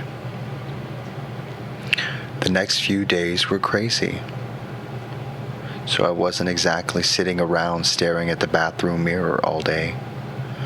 I was getting accustomed to my lab, filling out mountains of paperwork, losing my ID card and getting locked out of the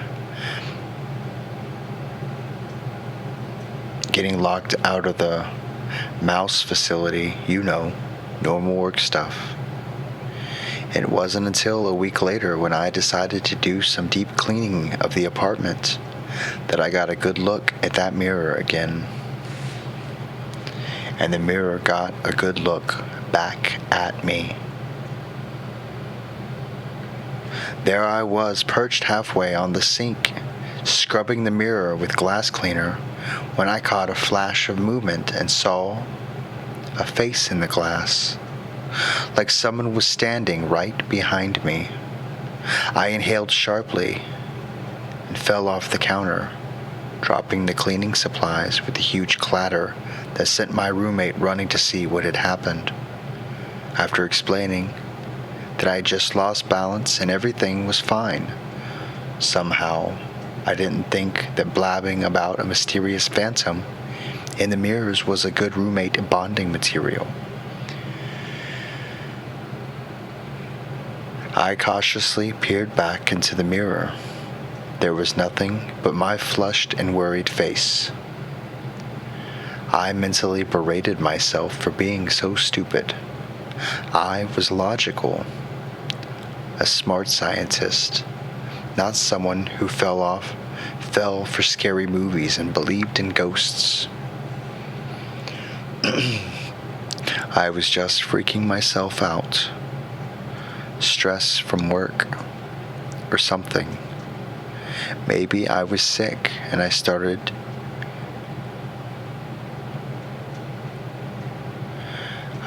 to eerily similar to Scrooge denying the reality of the ghost of Jacob Marley. Fast forward to later that night, when I woke up desperately needing to use the bathroom. Of course, after carrying out the task, I needed to wash my hands, which was located. You see where this is going. I tried to focus on nothing but my hands, but I couldn't help taking a peek at the mirror. And then I screamed loud enough to wake the whole building. In a dim light, I could see a girl's face, reflected in the same spot as I'd seen it before, near the upper right-hand corner. Her pale skin was dull and pasty. Her hair was stringy and unkempt. She looked to be in her late teens, maybe 16 or 17. Her face was utterly plain and immemorable, besides her expression of abject terror. A hand touched my shoulder, and I swear my heart practically exploded in fear and shock. It turned out to be my roommate again, this time sleepier and more annoyed. I sank down on the floor and breathed heavily, trying to calm my heart rate. "What's going on?" Cassie asked wearily. Fear outweighed pride, and I decided that enough was enough. I had to tell her, and she would be able to see, too. The face was right there in the mirror, plain as day.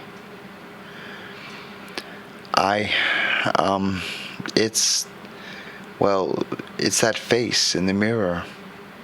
The girl who looks at you, and my voice came out embarrassingly shaky and weak. I trailed off, realizing how stupid I sounded. Cassie gaped at me. So you screamed and woke everyone within a mile radius because you saw a face in the mirror? Did you forget what mirrors are for? Let me explain for you. The mirror reflects your own face. No, it's not me, I protested squeakily. It's someone else. Look. I stood up and grabbed her shoulders, turning her face to the mirror. In the right-hand corner, see her face? Oh my God, her eyes are moving. She's watching us. Slowly, Cassie put her hand on mine, which I was flailing around in panic. "Liz," she said carefully, "go to sleep. You had a bad dream and you're freaking out. There's nothing there." I couldn't even form words to reply. I could see the girl in the mirror plain as day, right next to my face. Her eyes were trained on me, but she blinked slowly. Her nostrils flared as she breathed in and out. How could I be seeing things or making it up? I must be losing my mind. I slunk back to bed and sobbed under my covers until I fell asleep.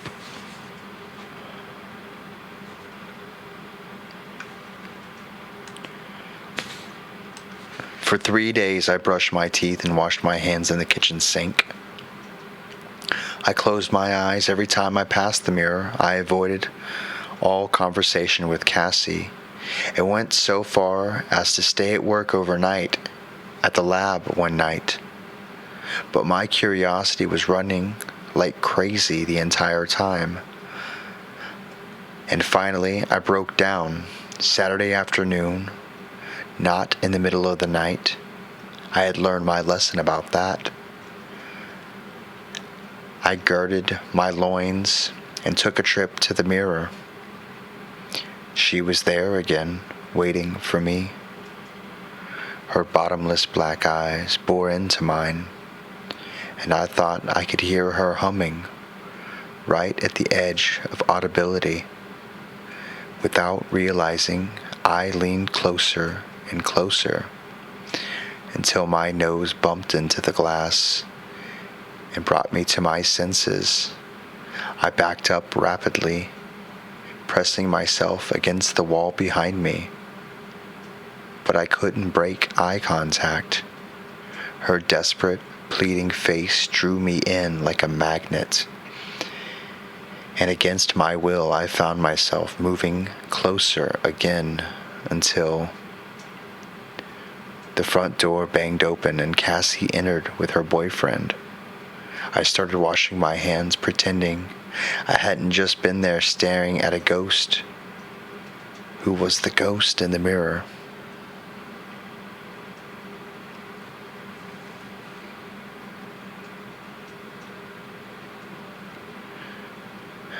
Cassie had been acting very cautiously around me, as though I might start foaming at the mouth and shouting about ghosts, the drop of a hat. So I wanted to project an image of total sanity. I couldn't help taking one more look at as I dried my hands, however. The girl's mouth was open and the humming was louder. A tune that tickled the back of my mind, like a far-off memory I could not reach. I ran back to my room and barricaded my door. Then I started doing some research, which is, after all, what I do best.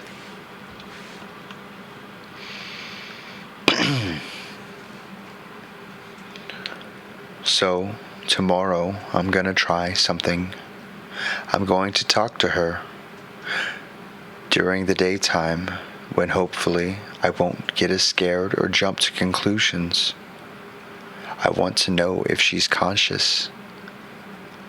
I'll report back then. Sunday. Okay, things are escalating fast. It took forever for Cassie to leave the apartment today, but I finally had the place to myself. After chickening out several times, I finally crept to the bathroom and looked in the mirror, which was empty of anything but my face. I slumped down the wall, my head spinning, wondering if this was how insanity started. Pretty soon, I won't be able to function because I'd be staring at the bathroom mirror all day, ranting and raving about humming ghosts. Speaking of humming, I froze. I could hear her again. Slowly, I pushed myself off of the floor and looked at the mirror. She was back. I was flooded with equal parts relief. I was right. She was there, in terror. There was a phantom in my mirror. Her mouth was open wider today, and the humming was louder. This was my chance to talk to her, and since her vocal cords were apparently working, maybe she'd talk back.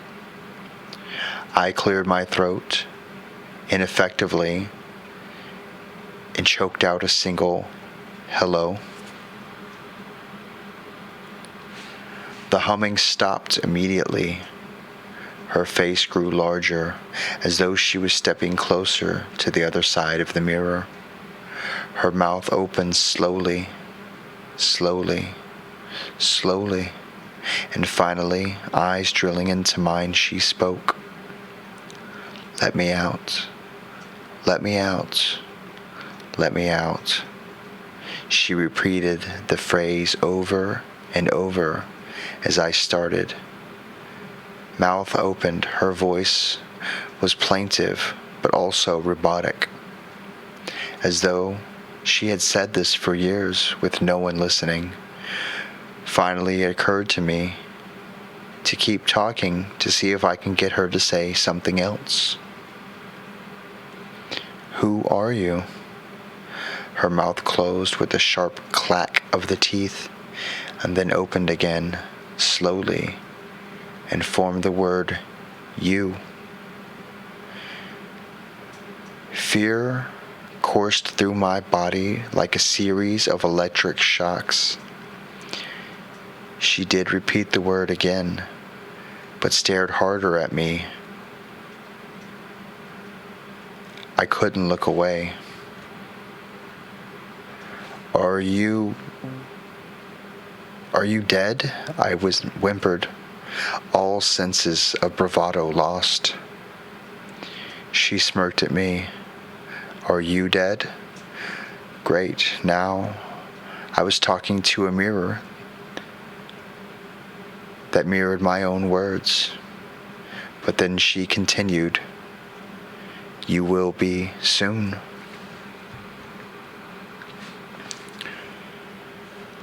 I opened my mouth and realized I couldn't speak.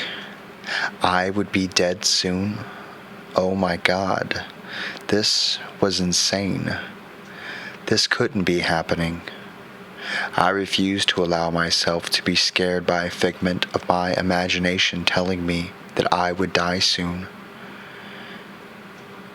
An angry reply bubbled in my throat, but before I could spill it out, her face faded from the surface of the mirror, and I could see was my face once more. I don't know what I do now. Sunday night. I can hear her from my room. She hums, or she repeats, "Are you dead?"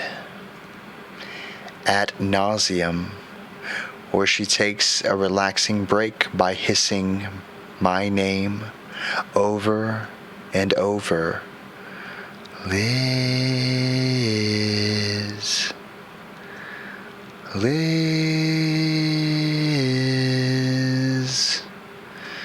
Elizabeth. I have never hated my name so much.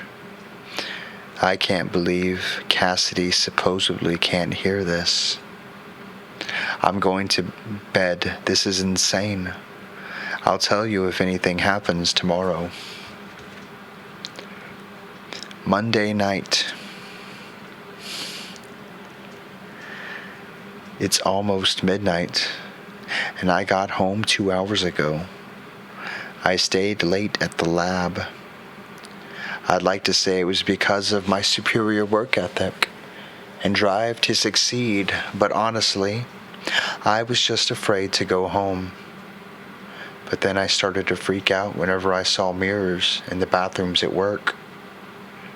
I guess if I'm going to be terrified by mirrors, I'd rather be terrified in a place where I can run and hide beneath my covers in under 60 seconds if the need arises.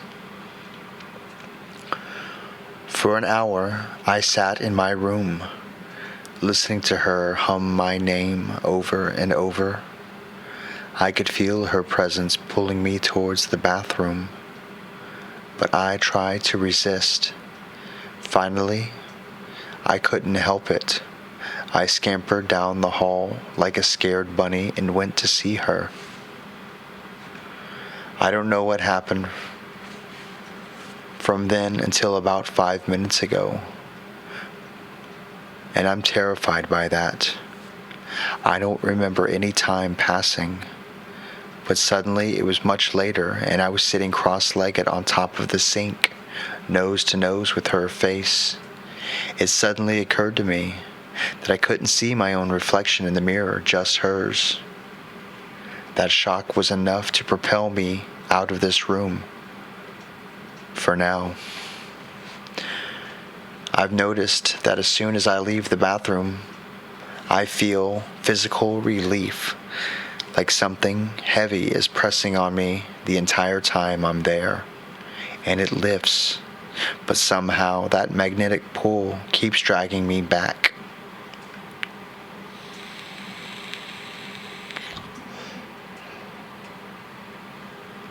Tuesday.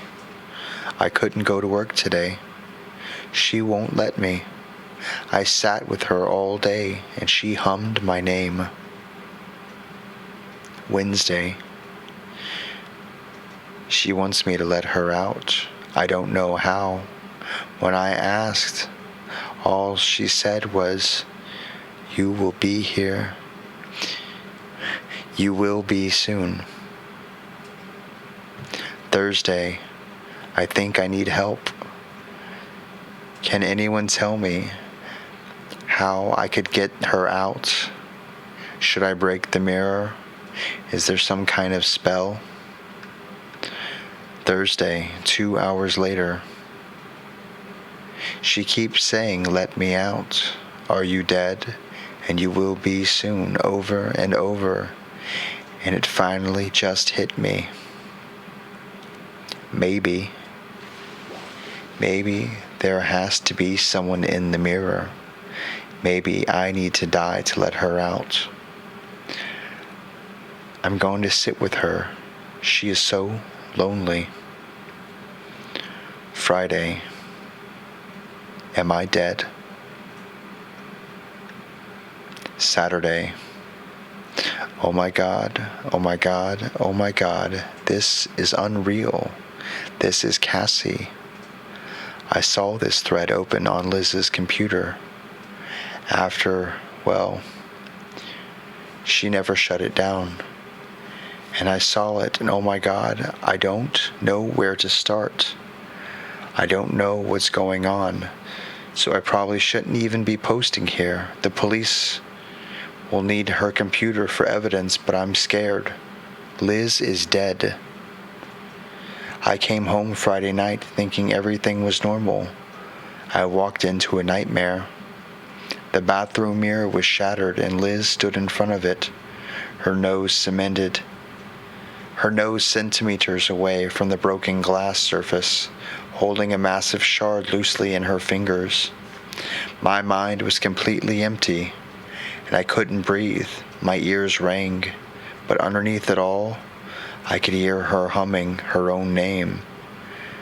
Liz. Liz. She raised the shard of glass to her throat, and before I could know what was going on or could come to my senses to stop her, she sliced. There is a lot of blood in a human body, incidentally. Obviously, I'm not home right now. It's a crime scene and I'm staying at my boyfriend's house.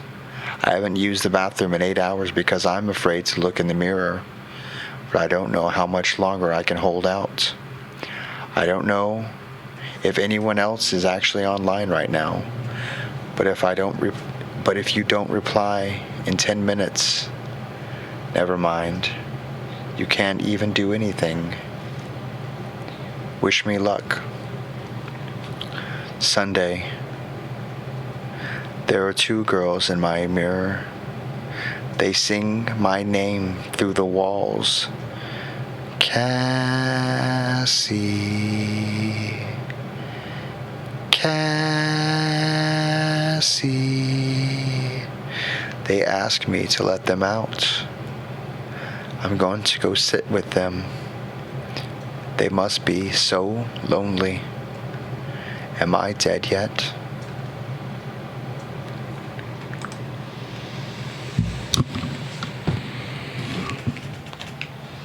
How'd y'all like? Oh, I need the microphone. How did y'all like that one? Was that one any good?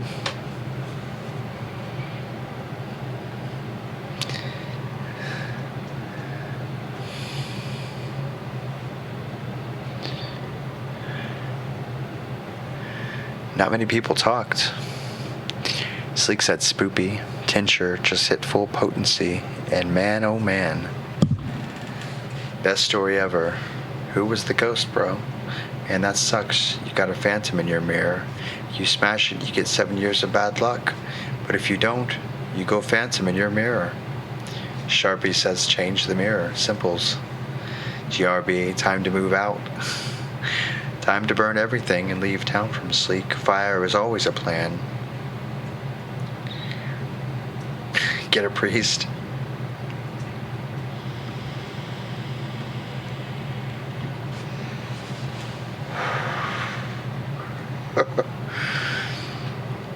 Yeah, I wouldn't think Yandere would like that one. You've got? Wait, I got this. Priscilla.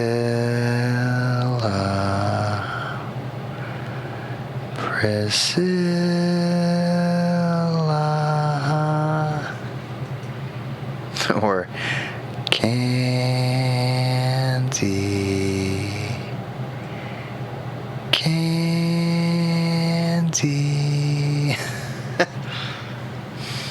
Oh. Well, that's weird. Why did I lose 2 people? I'm just kidding. Yeah, I knew that wouldn't be a good Yandere story. I can't do them all for you, Yandere, but you know I love you anyways.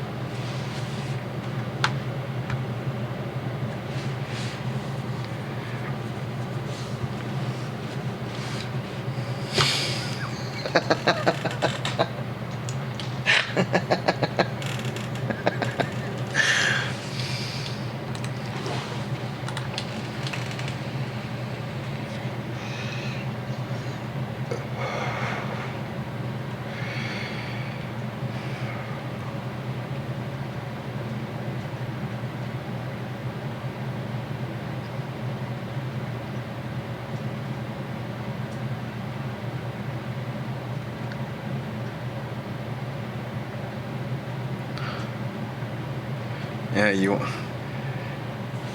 if you put 2 mirrors up, let me find it,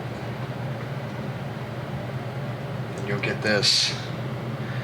Wait, I don't know if it's gonna, I gotta be able to hear my voice. Nah, never mind. 3 times. You're my horror story, Chappy. You're my horror story, Chappy. Yeah, my life is a horror story.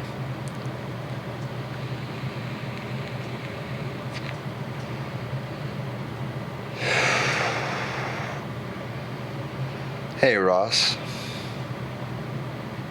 How are you doing, bud?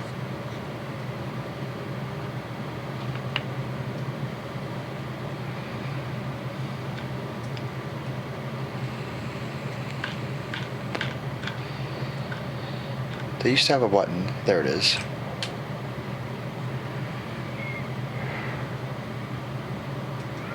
Who needs a mirror or makeup? Exactly.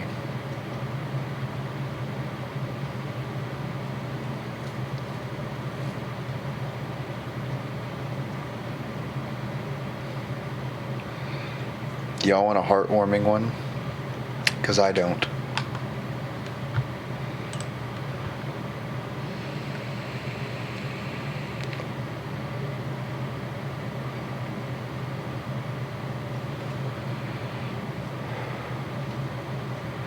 Sleep is an exclusive thing.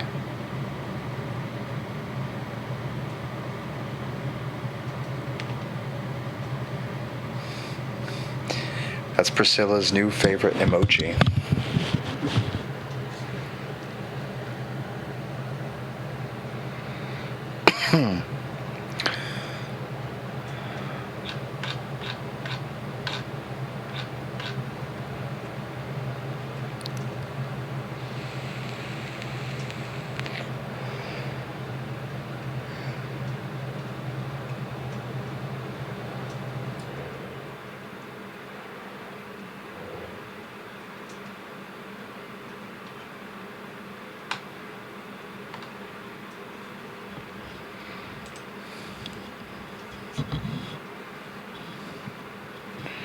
Priscilla's not a nerd like you, Julie.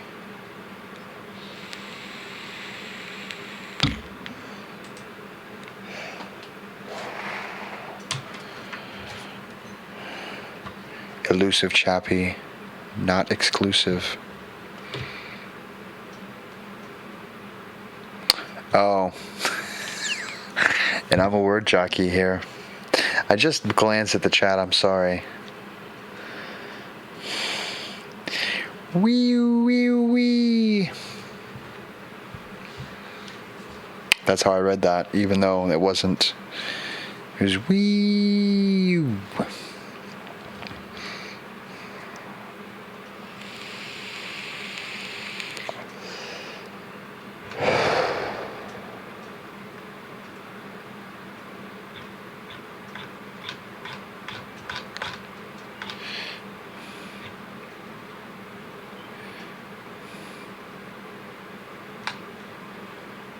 What is this one? Well, here's one. It's called The Road to Happiness. It was funny. It's okay. Julie giving me the Julie.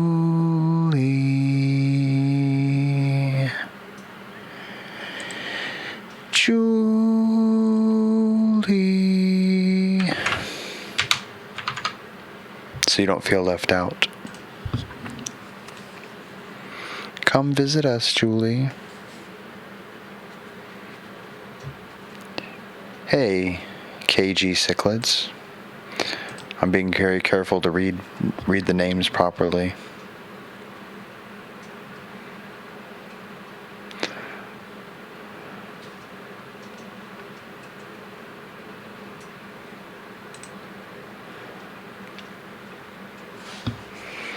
It's a long one. What's a long one? The road? Oh, I get it.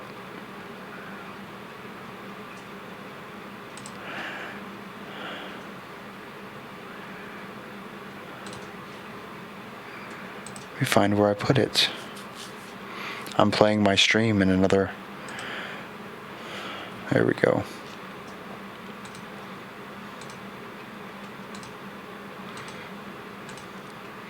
Close some of this stuff I don't need open. Julie was too lazy to spell cichlids.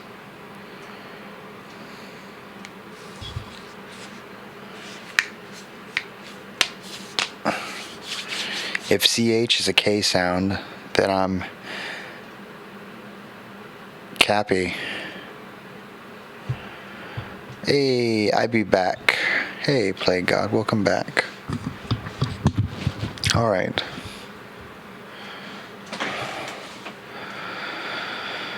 I'm driving with my knee.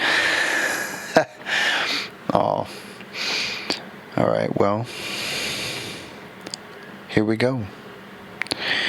She had traveled down this road more times than she was willing to count, surrounded by forest and wildlife. The long, narrow, dusty road offered a safe route from Tara's home to the grocery store, where she worked. Underpaid and overworked, Tara had been there for years with no end in sight.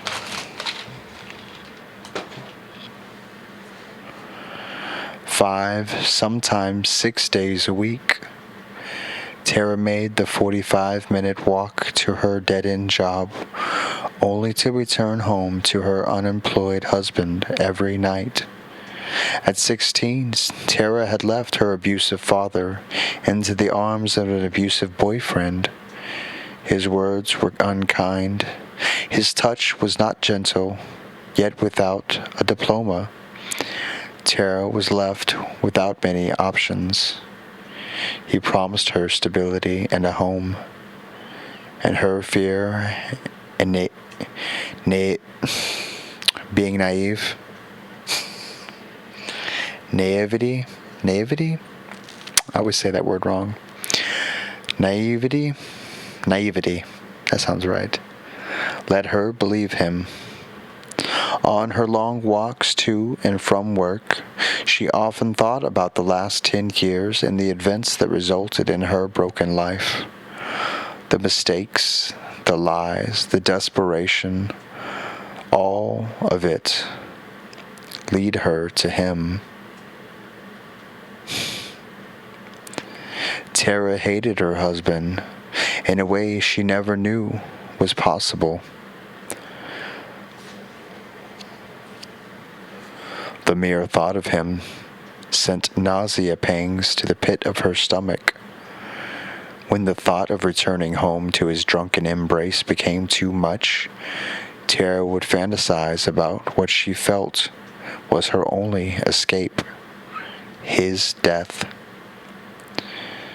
An electrical fuse short circuits, engulfing the sleeping drunk into ash. An earthquake demolishes the rundown home, crushing all within. He always died with an accident, through no fault of her own in the end. She would gracefully be whisked away to the embrace of a kind-hearted rescuer. When her journey came to an end, still smiling, she would turn the knob to reality and endure the nightmare that awaited inside. Tara had no idea how profound her seemingly harmless fantasies were, but she was destined to find out. On that long stretch of road, damp from the midday showers, Tara walked along the muddied path. She was exceptionally lost in a fantasy involving a hurricane and a sympathetic firefighter. As she tried to ignore the throbbing of her bruised ribs, while she floated in the arms of her fantasized hero, Tara suddenly realized she didn't recognize her surroundings. The road stretched for miles in either direction, and there were no road signs in sight to help her pinpoint her location. She pulled out her phone, only to see there was no cell phone service. The sun was beginning to pass the tree skyline, and with the dusk, Tara began to panic. He would never believe she had gotten lost. The last time she was late, she was punished in a way she tried to forget. As she began frantically darting back and forth with her cell phone in the air, hopeful for a connection, a soft voice called out for her from behind a tree.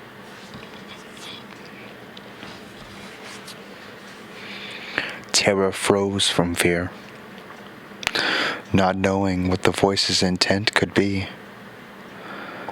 "I've been waiting for you, child," the voice said again.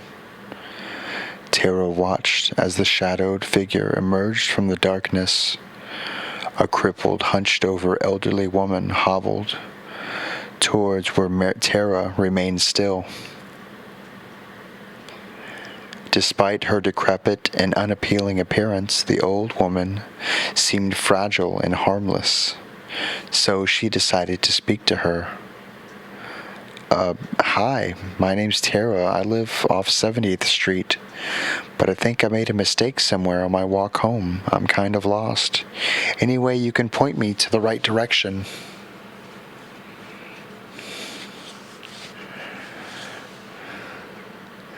The elderly woman smiled, exposing few rotted teeth she had left.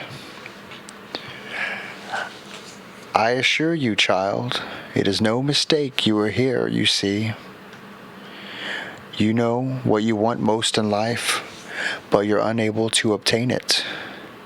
You came here because I can give you what you desire. The old woman's voice was icy, which caused Tara to shiver. She couldn't justify it to herself, but she felt uneasy in her presence.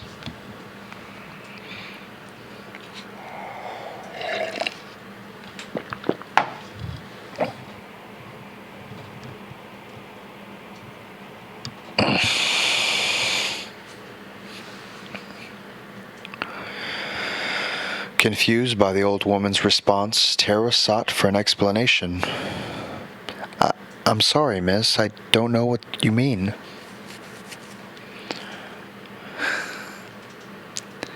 Shrill and raspy, the old woman explained.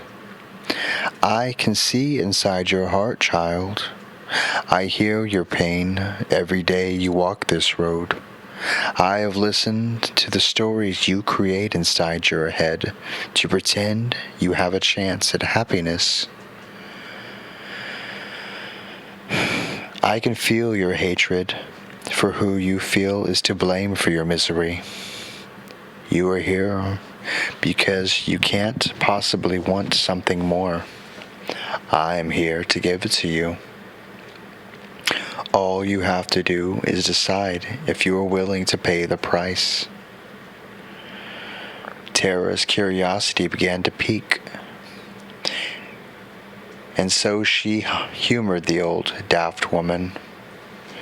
What exactly is it that you think I want? And how much is this going to cost me? I don't have a lot of money, so I don't really see where you're heading with this. You want freedom, the old woman hissed. You need money.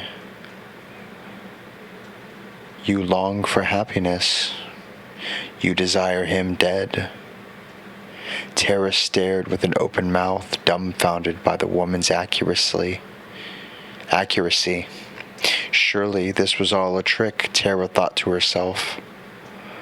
All general statements. Who wouldn't desire money and happiness? But wanting to believe, she continued to listen.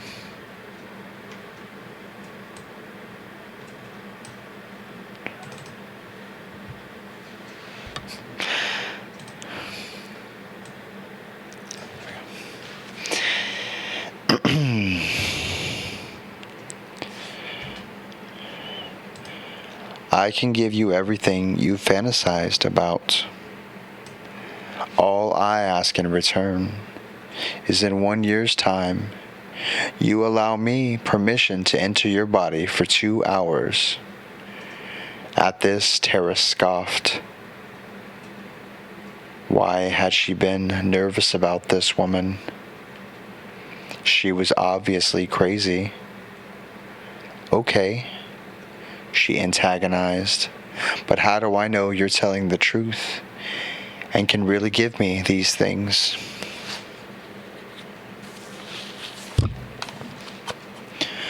At that, the woman materialized a goblet full of liquid. She motioned for Tara to come closer. As Tara looked into the goblet, she saw her husband asleep in front of the TV, an open bottle of whiskey at his side. Frightened and intrigued, Tara gazed at the old woman.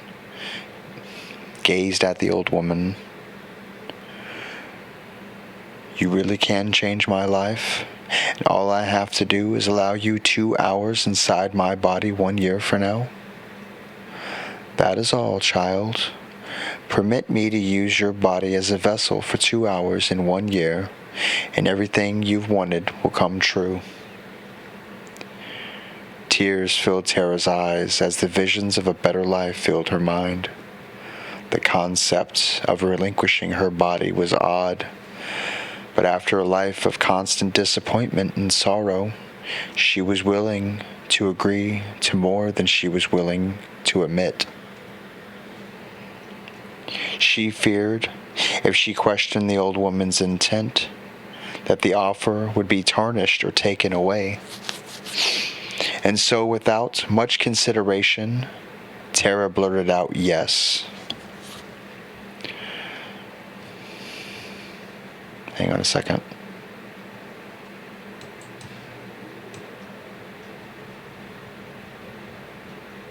A smile began to creep across the old woman's face as she hissed, "And so it's done." Tara turned around to find her door right in front of her. The road had disappeared along with the elderly woman. She began to think she had gotten lost in her imagination. With the whole interaction was a fantasy. She stood at the door, breathing deeply as her heart pounded. Still in a haze, she turned the doorknob and stepped lightly through the dark house. Her blood grew colder with each step towards where her husband sat. And then, in the glow of the TV, there he was. Peaceful, motionless, not breathing. Tara touched him and jolted at this cold skin. Tears began to flood her eyes as she looked up and thanked the mysterious woman from the road. Finally, Tara was free. A coroner's report ruled Tara's husband's cause of death was a heart attack. The paramedic who answered Tara's emergency call turned out to be an old friend from high school that she had forgotten. It wasn't long before the two began dating. While receiving 2 weeks off from the grocery store to mourn, Tara had been approached by a lawyer to inform her that her husband had a life insurance policy which left her with $2 million. Because the death was deemed natural, Tara received the money within a month of her husband's funeral. It all happened so fast, and none of the good fortune made any sense, but she didn't care how surreal it was. Tara finally had the life she had always wanted, the life she felt she deserved. The joy empowered her so much that she soon lost track of time. It seemed only like a blink had passed when the old woman came knocking on her door. Tara was alone. That day, the old woman returned for her payment. She was so happy from the life she was now living that she greeted the old woman as she would a long-lost friend, embracing her in a warm and genuine hug. "You know, you're a miracle maker," Tara gloated. "I never knew a person could be this happy, and I have to thank you."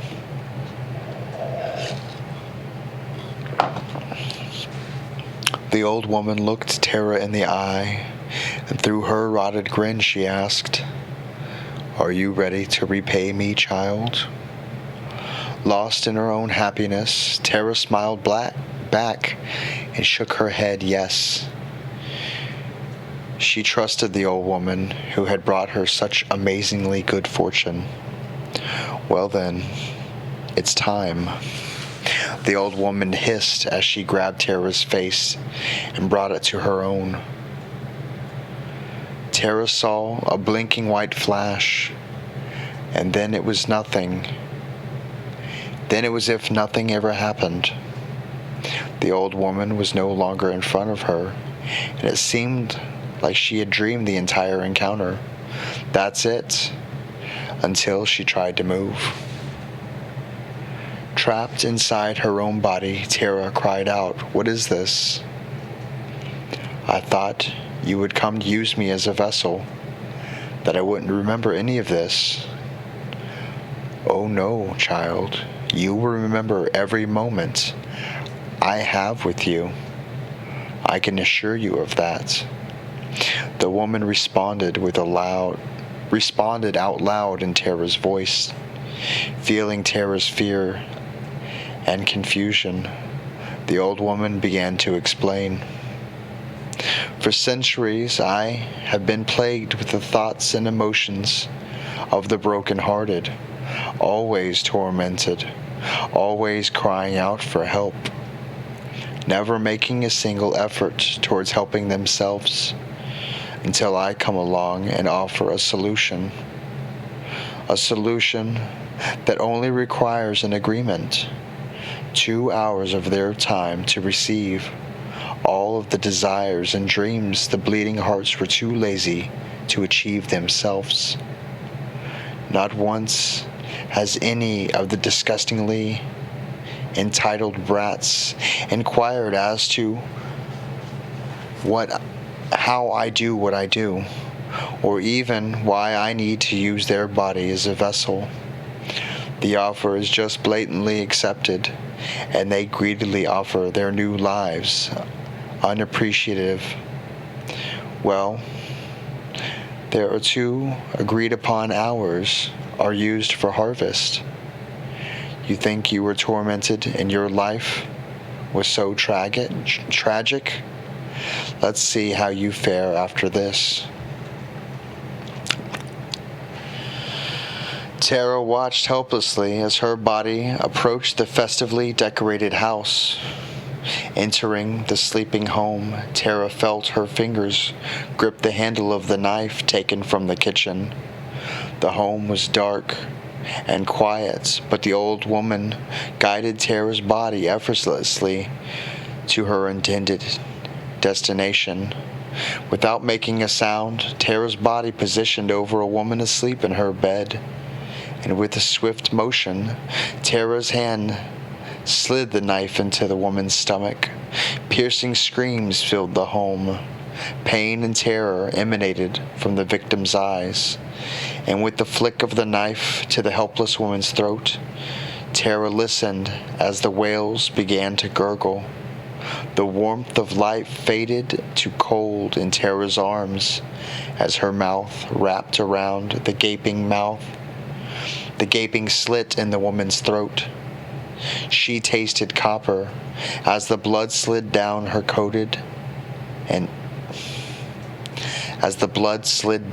coated her stomach. Tara's cries and screams of horror could only be heard by one, and in response, she felt her blood-soaked lips curl into a smile. Standing over the mauled woman, shrill and cruel, the old woman began to speak.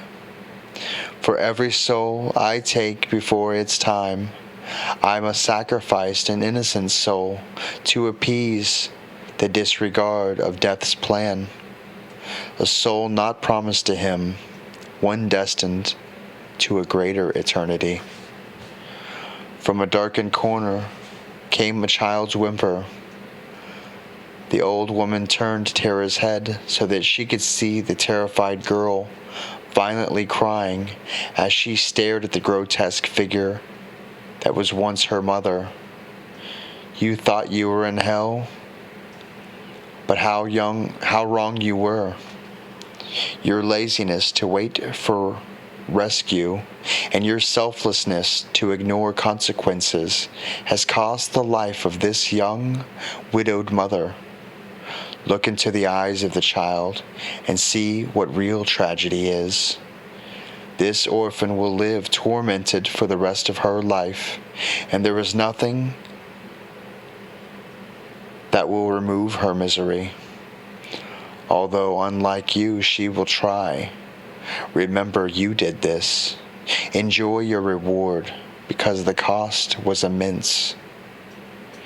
And with a flash of white and a searing pain, Tara collapsed to the ground. Tears streamed down her face as she began to scream, clenched in her blood-drenched hands, finally able to express her shock of what she had been forced to do. Tara never heard the police sirens, never felt them as they put her hands in restraints, and she would never remember being taken away from the sacrificed woman and the child she had damned. After a short trial, it wasn't long before she was committed to a mental institution. Despite desperate attempts from people trying to understand why she had committed such an awful act, Tara never spoke to anyone again. It was as if she was trapped inside her own mind. But late at night, when the halls were quiet from sleep, Tara could be heard whispering, "I just want to be happy."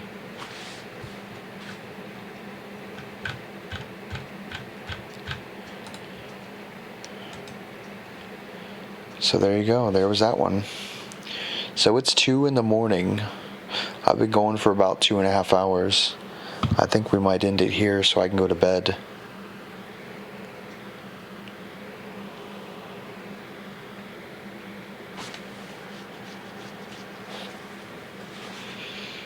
How did y'all like that one? I don't know.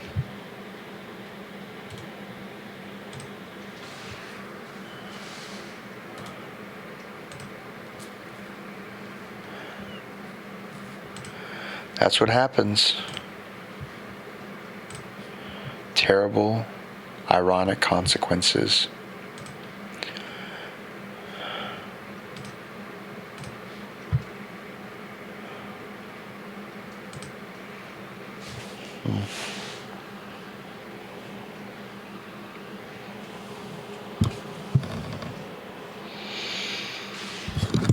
Oh. Do I need to get up early? Not super early. I could probably do another story. You just arrived? Well, okay. Maybe I won't leave just yet.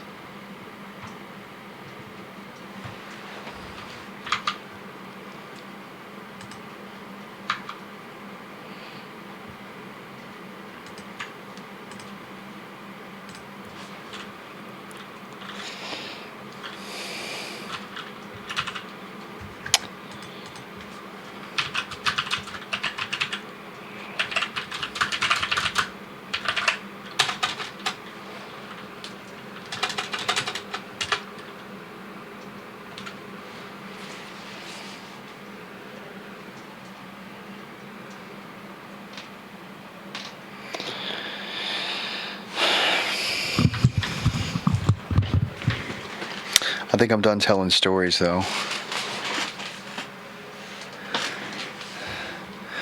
Good night, Scott's Aquatics.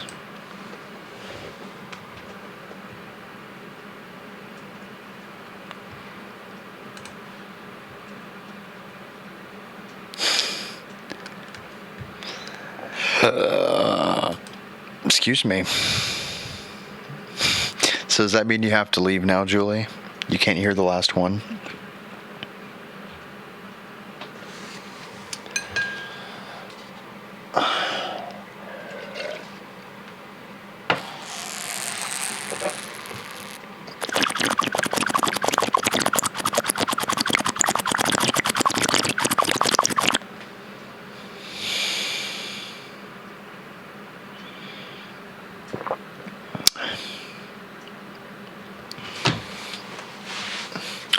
Well, I realize I don't have to wake up that early.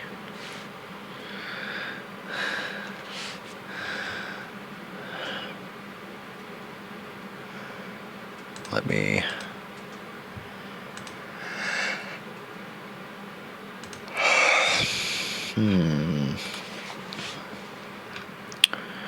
Nope. Nope. Stop it.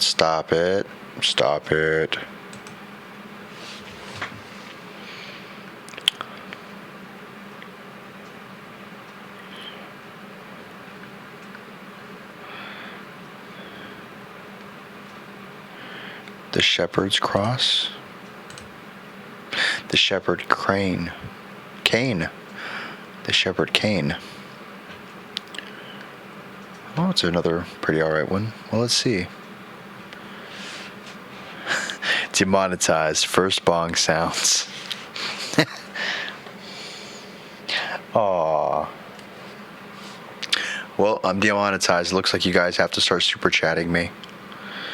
Womp womp womp. Sorry, folks. I had to be silly and make bonk sounds.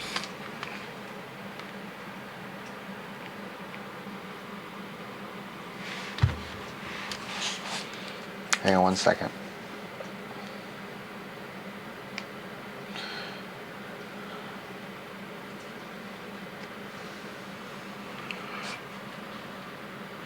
There we go. Fluid ASMR.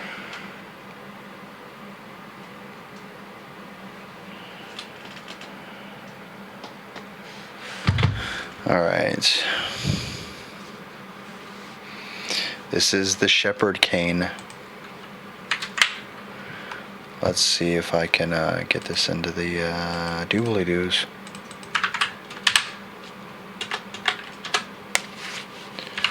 There you go.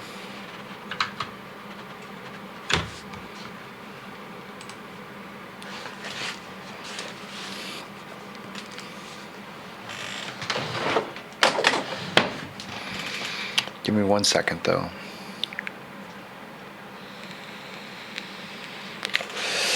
Yeah, I've been wearing this shirt all weekend.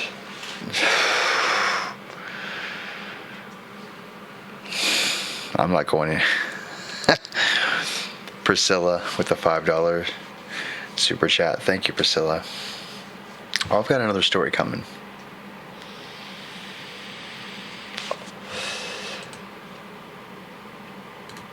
I wonder if I could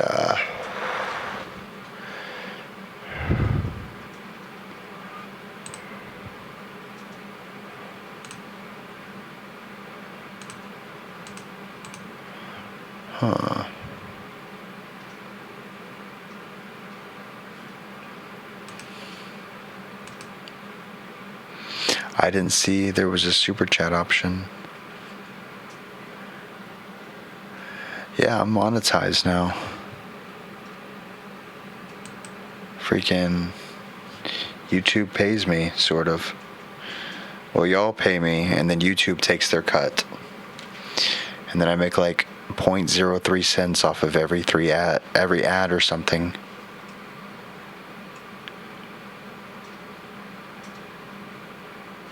I don't actually look at you, Chappy. Duh.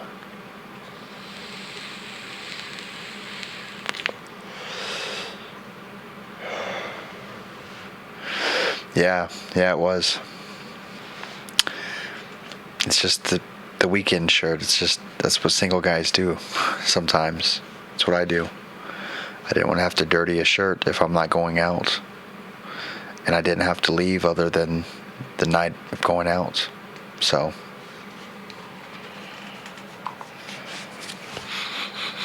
Doesn't smell bad.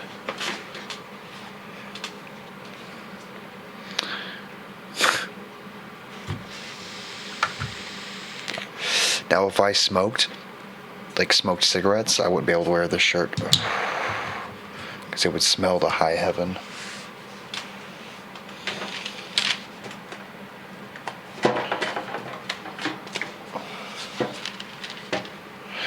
All right, well, let's do this one. Who knows? I might do another one. I don't know. This thing needs to... Give me a second here, though. I will... Everyone likes their own brand. Yeah, I guess that's true. I need to get one of those, a better one of these, I think. This one is janky as hell, but it works. And it was cheap.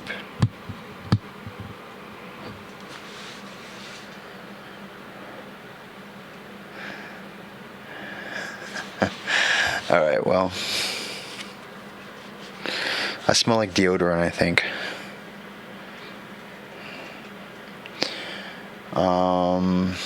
Okay, here we go. So let's do this story.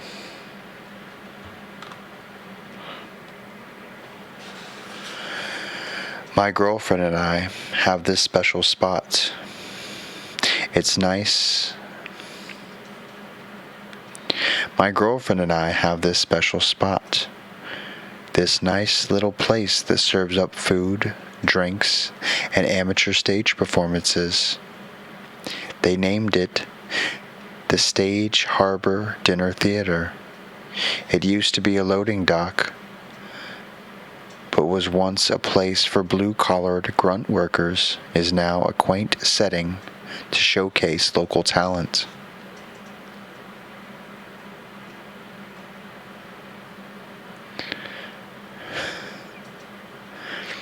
Rachel was the first. Rachel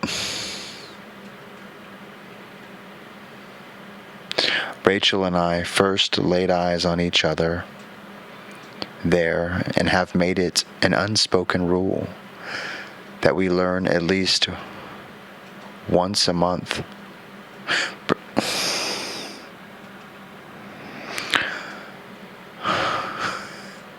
This is why I can never go behind and edit these, because there'd be too much editing. Rachel and I first laid eyes upon each other there and have made it an unspoken rule that we return at least once a month. We love the open mic nights. Dude spelled mic like microphone, M-I-C. He spelled it Mike, M-I-K-E.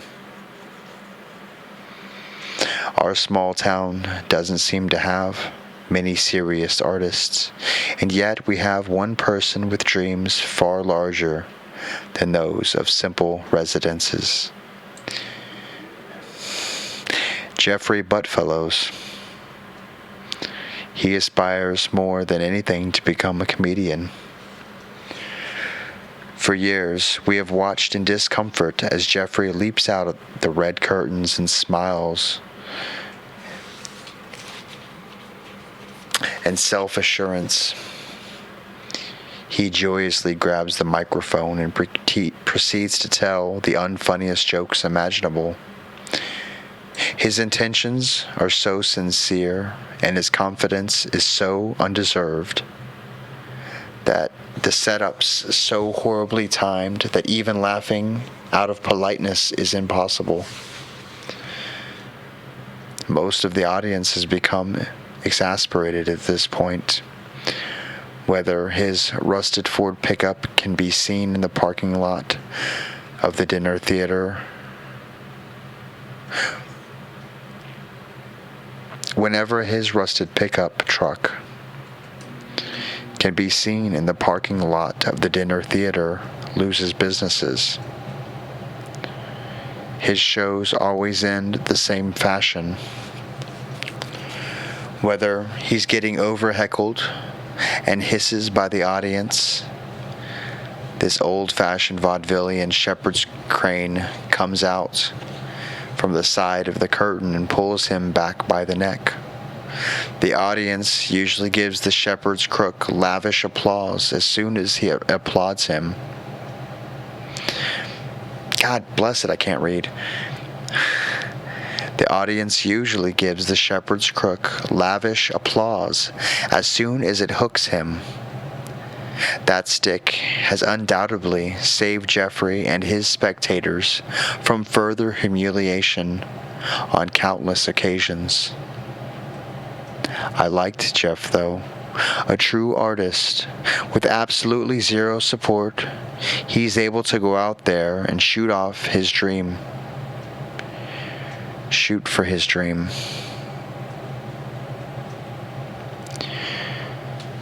Even his own lack of improvement doesn't discourage him. I believe if all Joes had this kind of ambition, we'd be a world brimming with geniuses. My admiration changed a few months ago when Rachel and I were celebrating our 3-year anniversary. We bought a bottle of champagne and waited for another lousy attempt by our persistent stand-up. Rachel had on a screaming yellow lemon dress that may have been a little too revealing for her plump form, Perhaps it was that dress that garnished Jeffrey's attention that night. For that evening, a couple of drunk frats from the city were at the club. I supposed that even less patient than the locals, they would interrupt Jeff with, "This guy sucks giant hippopotamus balls." Other times they'd simply scream "next," or even threw a bottle at his head. Talented comics can handle hecklers with devastatingly vicious comebacks. But as you know, Jeff was not a talented comic.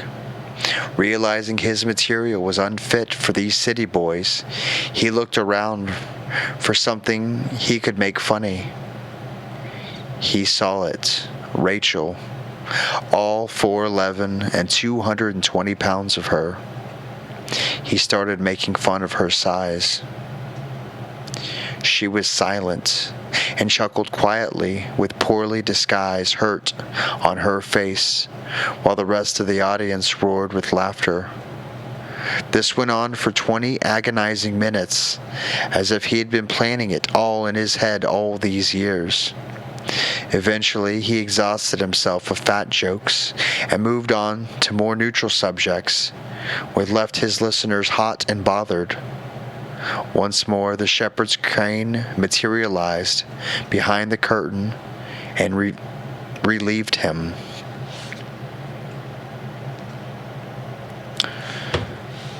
Though she pleaded with me not to confront anyone, I talked to the stage manager backstage. He had his back turned, holding the shepherd's cane. As he turned to face me, the first thing I detected from his face was that he was blind. His eyes lacked that glint of focus. "Hey, listen, pal," I began. Deterred by his handicap, Jeff went too far tonight and made fun of my girl. It was completely uncalled for, and I didn't like it. The stage manager raised his hand and lowered his head in respect. "Sir, I understand completely, but that was the first time I had ever heard such laughter coming from the kid. And I mean ever. I will talk to him for you. Though you gotta admit, the guy was due. Let's just hope the confidence boost can help him find other material." But he didn't find other material. Every night when Rachel and I came to visit, he directed the spotlight on her and could dish out jokes and wisecracks without repeating himself for over an hour. He called her whale cunt, which he never asked her name and never needed to, since she was more than an eternity, more of an entity of fatness to him. His growing fan base would slap their thighs and tickle their ribs amidst the satisfied howls. Even I had to admit, his normally dull act became diabolically clever. Though I certainly did not find it funny in the least, which is why I will not repeat his jokes here. Afterwards, Rachel would be quietly depressed, yet would insist we return week after week, as if she saw it as a hurdle to not allow this man to take away a location she associated with hope and happiness. I begged the stage manager to use the shepherd's cane once his abuse was starting to begin, but he wouldn't do anything. It seemed years of yanking Jeffrey from his beloved spotlight had simply softened this blind man's heart too much to punish him. Finally, Rachel said she'd do something. She decided to call Buttfellows to see if she could persuade him to not make fun of her weight, as it was a sensitive subject for her, and she felt self-conscious about it. She had left a voicemail. The next night, Buttfellows played the voicemail for the audience while pausing and mimicking her voice. Then he gave a violent recant that had everyone in stitches. He grabbed her drink and hawked up a loogie in it, and much to everyone's delight. In that moment, the idea for revenge that had been growing in my brain fully blossomed. I had a plan to punish not only Jeffrey for obsessively spitting out fat jokes, but also the blind stage manager for his misguided sympathy. It was all so foolproof. The shepherd's cane was the key. I grabbed the old farmer's scythe at an antique store and sharpened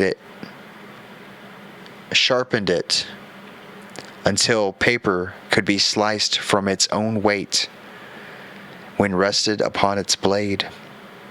I then smoothed its handle with sandpaper until it felt just like the shepherd's cane. Same wooden handle, same weight, same everything, save for the steel crescent moon on its head. I put a bag over the blade so no one at the restaurant would be suspicious. When I peered inside the stage manager's office, I saw the shepherd's cane hanging on the wall by a nail. The stage manager himself sat on a chair looking directly at me, but he had some headphones on and was tapping his foot to the music. I coughed. No reaction. I lumbered in noisily to see if he'd react. I put my face close to his. I could hear the soundtrack to the West Side Story perfectly. I made the switch. Jeffrey Buttfellows was on in 15 minutes. 10 minutes later, I met up with Rachel. She gave me a weak smile when she saw me. I thought witnessing tonight's show might churn her stomach at first, but perhaps later, maybe 50 years from now, when we're an old couple, I can say, "Remember Buttfellows? That awful lout who got his head chopped off for being a failure as a comedian? I did that." Rachel would say to me, "Deep down, I always knew." Then she'd squeeze my hand. That would be wonderful. I noticed the scar on her wrist and decided to buy a bottle of wine to lighten the mood and my nerves. For tonight was going to be one to remember. I noted that we'd probably have to take the bottle home, since they'd been bound to close down the restaurant for about a week or so after tonight. Jeffrey headed down the stage and lifted the microphone to his face. "What's up, folks? Miss me? I'm sure you didn't. You buxom. I'm sure you did, didn't you, my buxom lady?" The spotlight radiated our table. Rachel looked down and braced herself for the coming onslaught of verbal lashes. That night, his bits were merciless. He had sketches, impressions, fake stories about how her parents tried to drown her for her hideousness, how it was like her Medusa-like ugliness that actually struck the stage manager blind. I could scarcely hear the stage manager himself chuckle at that one from behind the curtain. I poured another glass and pulled it towards my grimaced face. It went on for hours, until finally he had to change to one of his less popular themes. Throughout all the suspense, I was on my third bottle and started to feel quite drunk. The heckling started small since the audience truly wanted to give him a chance with other topics. After all, his genius, who had them in laughter for hours at the same subject. Yet before they knew it, he dished out some unforgivable, god-awful material that had them moaning their unfavorable disapproval. He started stuttering and repeating the punchline while tapping the microphone. Is this thing on? It was so pathetic. Even Rachel began booing, which was perfect. She deserved to have a hand in his death. Then, on the side curtain, there it was, lurking its way outside the curtain, hovering its shiny blade, reflected by the stage lights. It was like watching the moon making its elliptical trajectories across the sky, slowly moving towards the unsuspecting buffoon. Not slow enough for someone to notice and warn him. Oh no. It was such a bizarre happenstance no one could figure out in time. The only reaction came from the patient and expecting murderer. I smirked and raised my wine glass to the comedic failure. I recall his eyes actually reaching mine as the crescent blade curved its way around his neck. With an overly ambitious tug, it made its way through. The blade swiftly disappeared behind the curtain. The stage manager must be confused by now. Jeffrey stood there with the microphone by his lips. We could no longer hear his voice. All we could hear was his gurgling. Blood coming from his neck, reddening his collar and his shirt. Then his head slipped off with a thud. It rolled off stage and into the family's table. They screamed. His body still stood on stage, his microphone held up to the stump on his neck, with the eruption of scarlet liquid. After a couple of spurts, his body went limp and fell backwards, his legs kicking a little. The crowd was hushed. Don't worry, everyone. I'm a medical student, I drunkenly announced amidst the stunned silence. I stumbled onto the stage and got down on my knees as I checked the corpse's wrist. I spoke into the microphone, still in the dead Jeffrey's hand. It's too late. He's dead. Perhaps out of fear and disbelief over what they had just seen, the audience actually laughed. A few were still gaping, however, but eventually they all started to laugh. Maybe they thought it was a magic trick. I suppose I got high off the initial laughter. He'll never get ahead with that sort of material, right? Silence. Too soon, I guess. That really sucked, shouted someone from the back. Most of them started booing. I noticed a pair of female twins in their teens from their family's table were gazing at Jeffrey's pale face. His mouth was open, and his left cheek was caked in gravy. His eyes darted around the room in confusion until they finally rolled onto the back of his head. The twins shrieked again. What's the matter? I grabbed the microphone from Jeff's dead fingers and stood up. Oh, come on, girls. You should know at your age that a little head can be a good thing. The audience continued to groan. The father threw an apple at me. Even Rachel shook her head in disappointment from the last one. Suddenly, I felt something sharp encircle my neck. My blood went cold, and I knew what was next.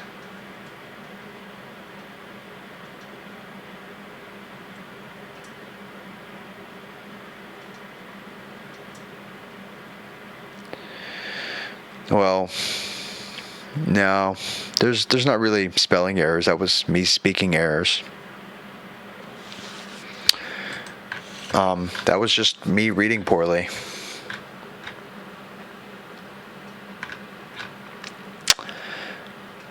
Yeah, sorry about that, guys. Let me see if I can do a better one. Like every fourth word I'd mess up.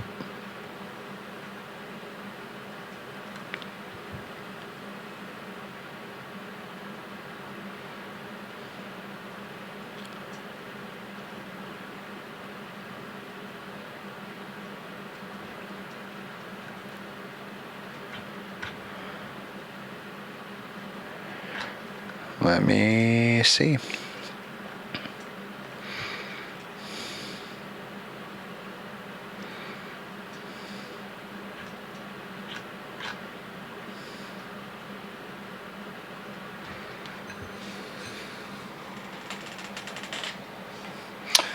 Seeing if I can find another one. I did not do great. That was terrible. But thank you.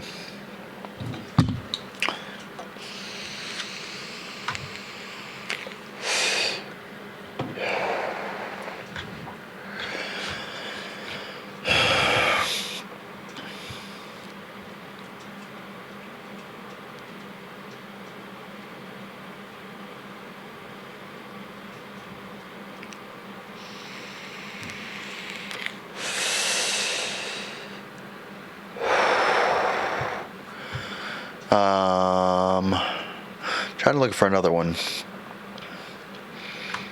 Give me a minute. I'll find another one here in a second. How's everybody doing out there?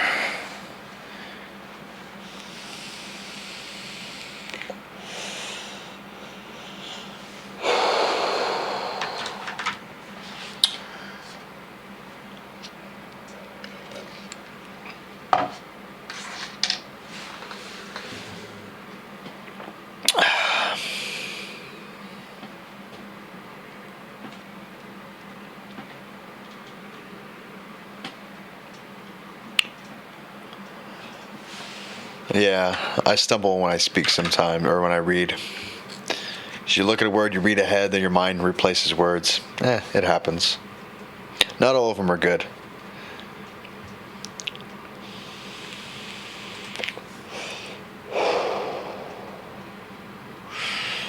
Yeah, the other guy got decapitated for telling bad jokes.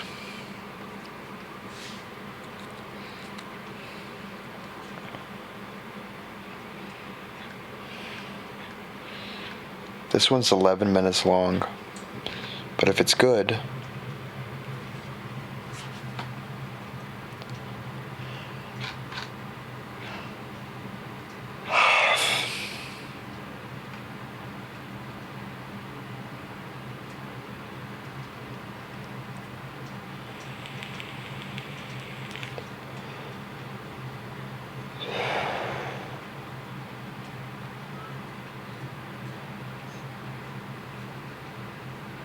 Nah, not that one.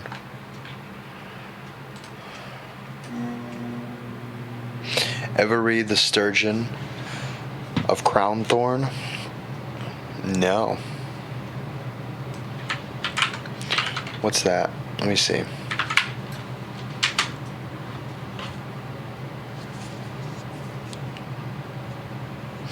Is a tale of murder, madness, and the love of words. And The Love of Words is a book by Simon Winchester that was first published in 1998.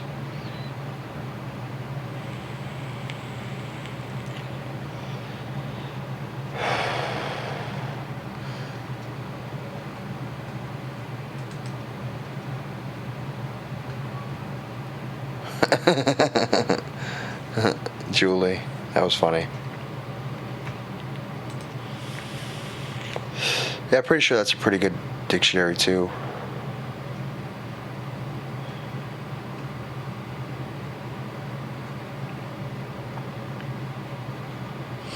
It tells the story of the making of the Oxford English Dictionary and one of its most prolific early contributors, Dr. W.C. Minor, a retired United States Army surgeon. Minor was, at the time, imprisoned in the Broadmoor Criminal Lunatic Asylum near the village of Crowthorne in Berkshire, England. The professor of the American title is the chief editor of the OED during most of the project. Sir James Murray, oh, he looks like a wizard. Murray was a talented linguist with other scholarly interests. He had taught in schools and worked in banking. Faced with an enormous task of reproducing a comprehensive dictionary with the quotation, illustration, the uses of each meaning and of each word, and the evidence of the earliest word of each, Murray had turned to an early form of crowdsourcing, a word not coined until the 21st century, enlisting the help of dozens of amateur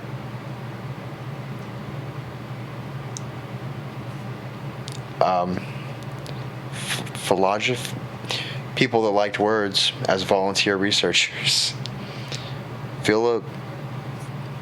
Philologists?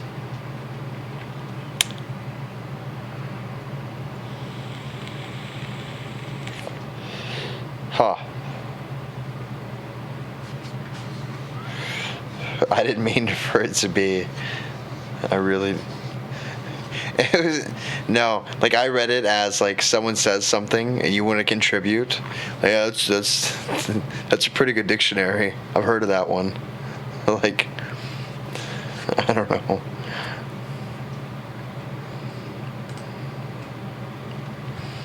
I'm sorry.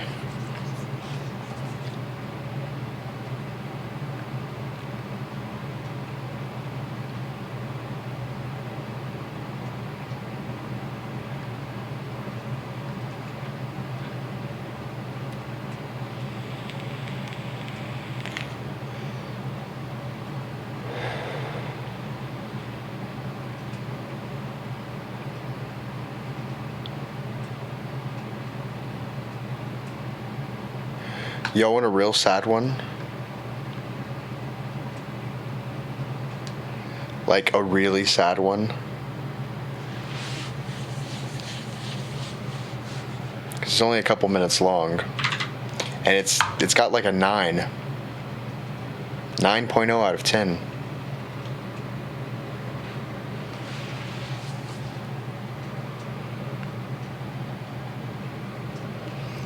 I wish you could read something in German. Yeah, I don't know German, I'm sorry. If you gave me just how to say the words, I wouldn't know what I was saying. Like, I think the only languages I could do would be like Japanese or Korean, and not really well.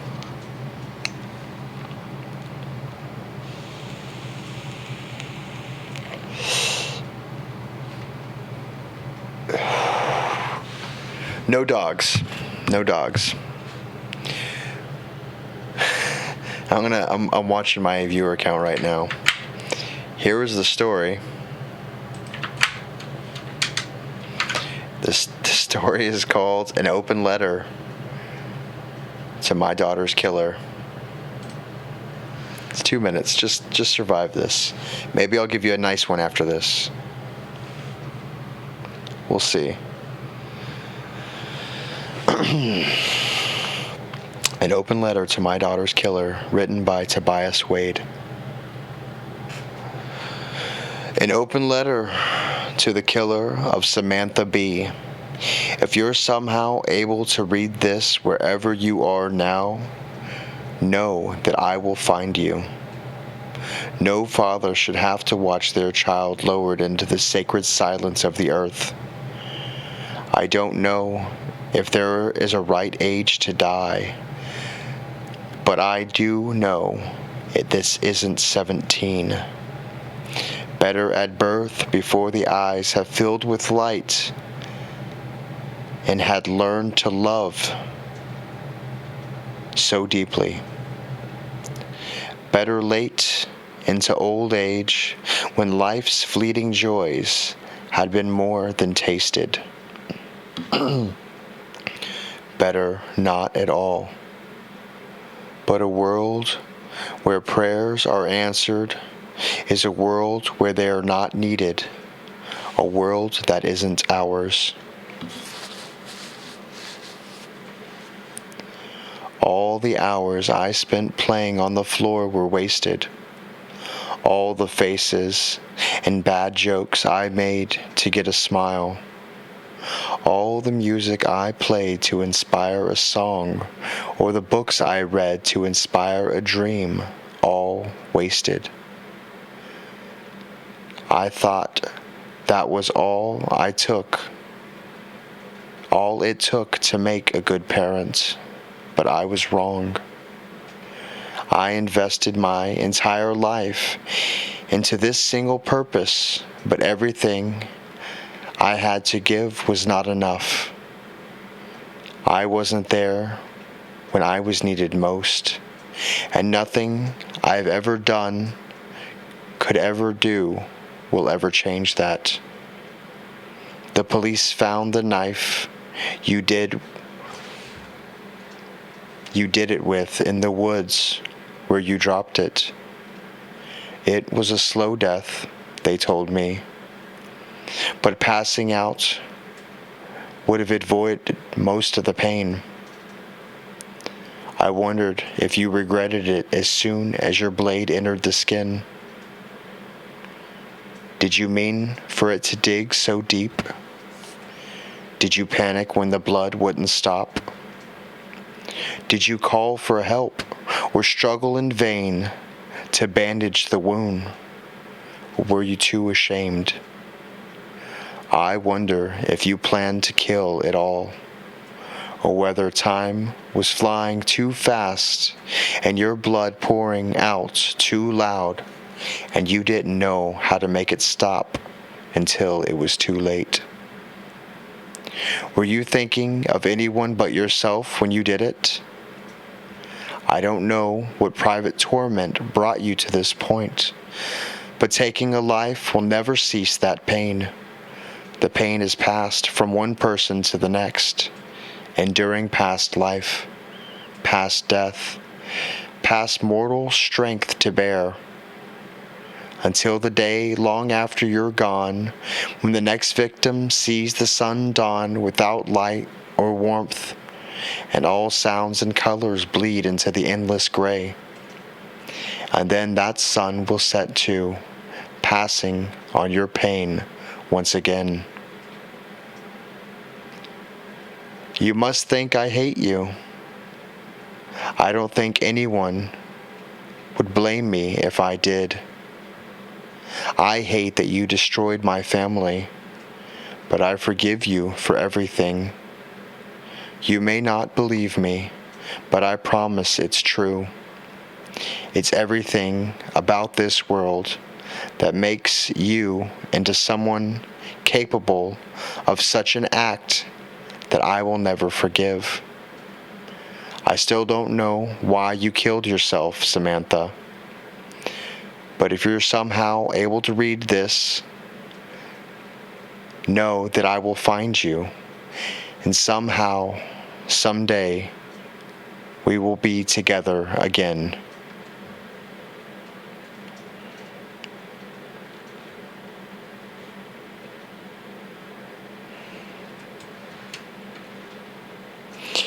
You know, I can Google Translate.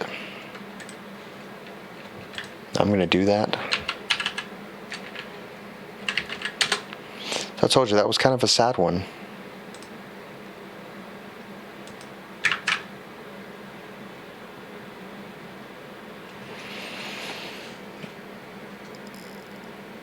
Oh, I'm gonna murder this. This is gonna be terrible. Guten Abend, meine Damen und Herren. Mein Name is Chappy. Herzlich willkommen zu den Grusel I don't know if I probably messed that up. Yeah, that was probably really terrible. Probably all of it was terrible. Did I get any of those words right?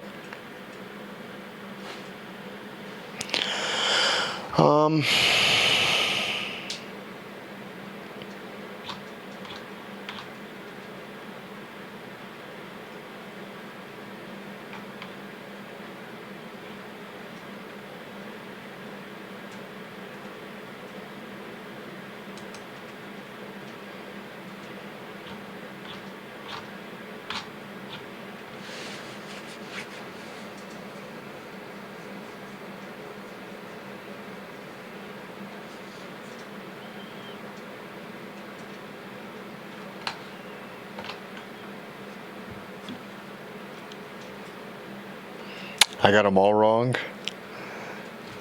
Yes. I said Chappy right.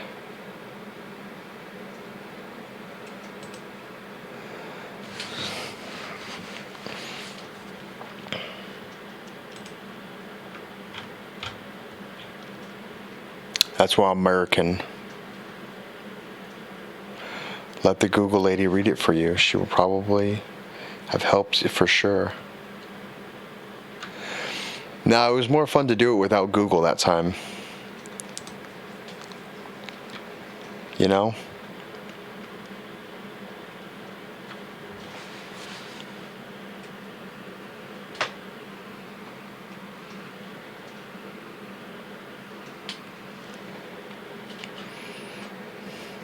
Here's a really short one. It's called Childhood Superstitions. When I was 8, I stayed up late at night watching television. My mother always told me never to turn on the television exactly at 4:44 a.m. If you ever did, you would hear clicks and heavy breathing in the next room. If you do, check. A black shadow with red eyes will glare at you. They also told me that if I wore another person's glasses, I will see that person's death. It's true. I put on my mother's glasses. Since then, I've always been a little fearful of my father.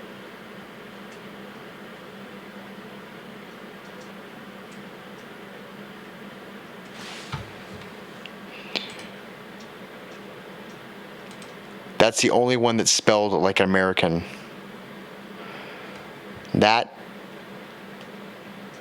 My name is Chappy. Ist. My name is Chappy.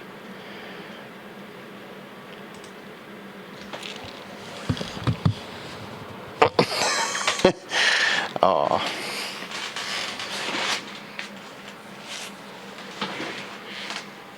Oh, and I piss off people in other languages. Ooh. I don't know about that. Hey, Lauren.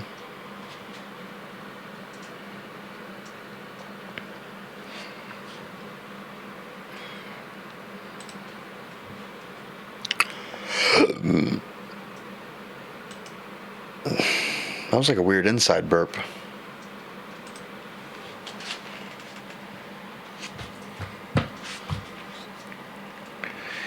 Name.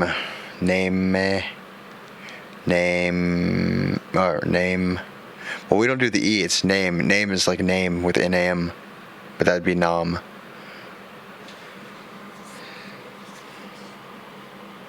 I thought it was mean name.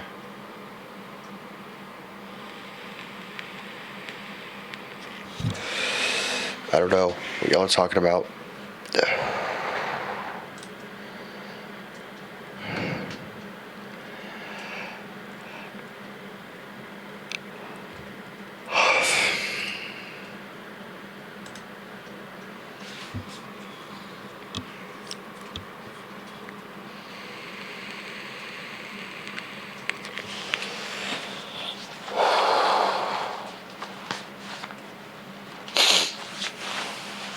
The A isn't like an American A.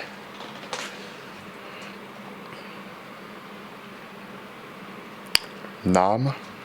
Is it Nam? No, that would still be a. I don't. You're not helping me here. Spell phonetically how it would sound.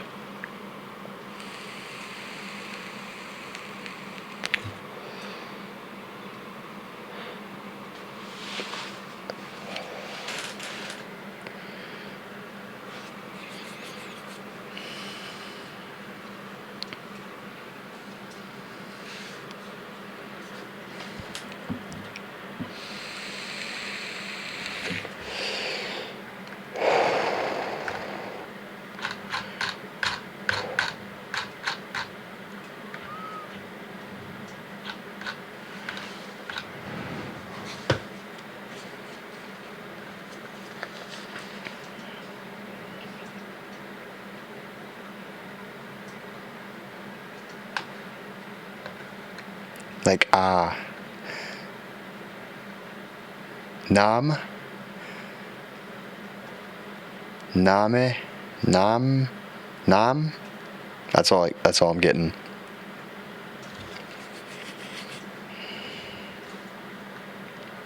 Well, here's another story. Like nah.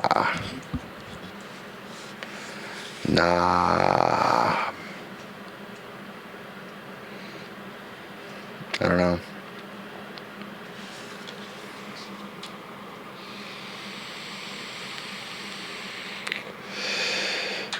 Chappy doesn't sprechen the Deutsch very well.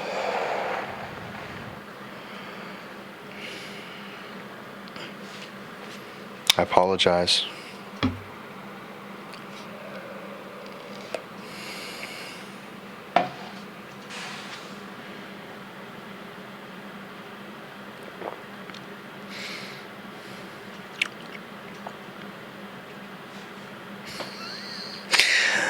This one is Crimson Fangs. Here's the link. We're gonna give it a shot. It looks like a weird one.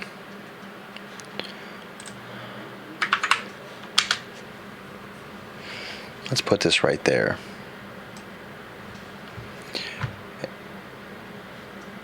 All right, let me try something real quick.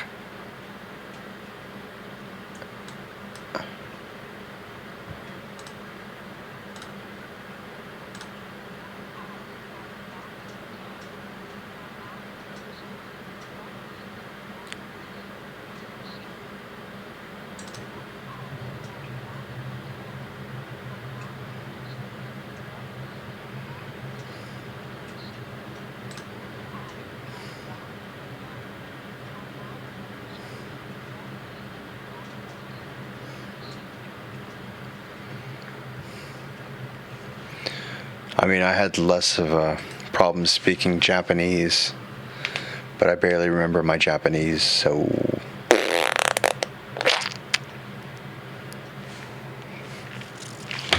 Alright. Here's the story. Let's do it. Not gonna do it in this voice, but I'm gonna put on some Burt's Bees if I can find it.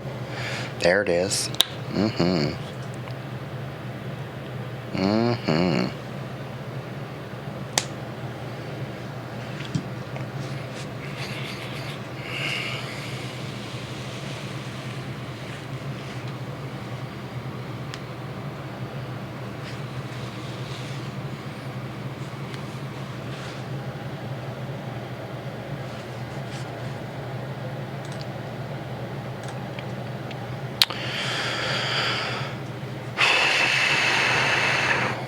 Okay.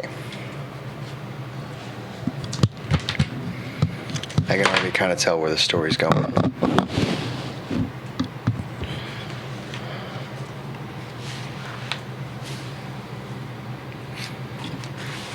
Yeah, I listened to it, and it got me more lost. Lauren, I did.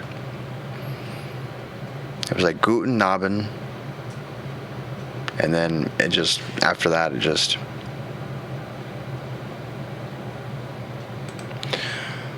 Alright, so here's Crimson Fangs.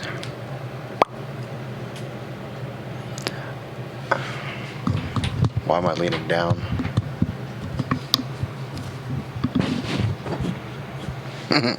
Neat. I like that word.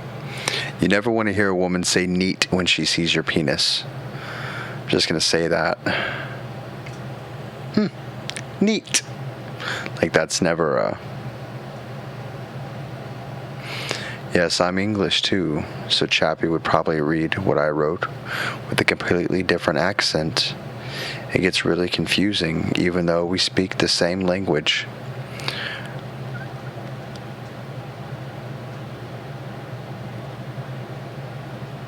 Well, yeah, but the thing about our languages is they're still the same.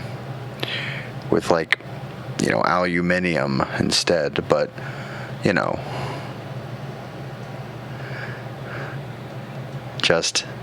that's just that it's cute. Yeah. Or all. You never want to hear all. Anyways. I'm so cold. This was the first thought that entered into Amber's dazed consciousness.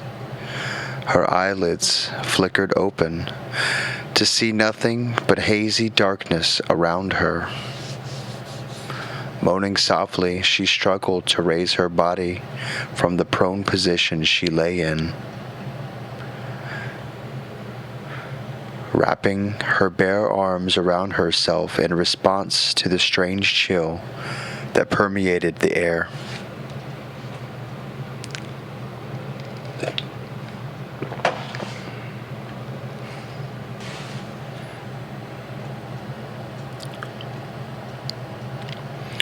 She blinked several times and brushed a wisp of dark hair from her face as her eyes began to adjust to the ethereal aura that filled the cold, empty room.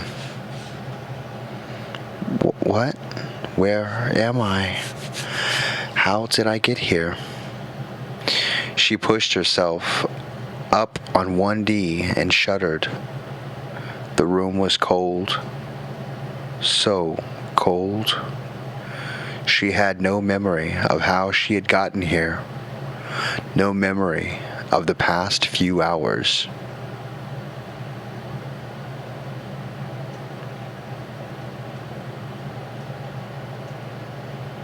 Slowly, Amber stood and looked around. Hello? Where am I? Is anyone here? She called out. Her trembling voice, I'm not even going to try their word. Trembling voice echoed slightly in the bare room. Her normally active mind was in a blur. She attempted to discern what was happening to her.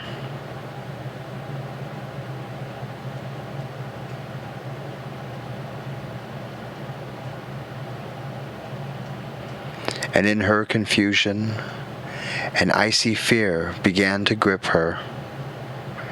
What's going on? She shuddered and wrapped her arms around herself again. Come on, Amber, think. What's the last thing you remember? She rubbed her eyes. Eric, a bookstore. No, I can't remember. Amber peered around again. A strange, faintly luminescent mist writhed around her, giving off just barely enough light to see the shapes of her surroundings. It was by this cold light that she noticed the door, and the chill ran down her spine. Although whether for excitement or dread, she did not know. Amber walked cautiously over to the door and reached out to grasp the cold doorknob. Her mind burned with a strange fear that absorbed her thoughts as she held the handle. What's behind this door? What if it's locked and I'm trapped here? Why am I even here? This room is so cold.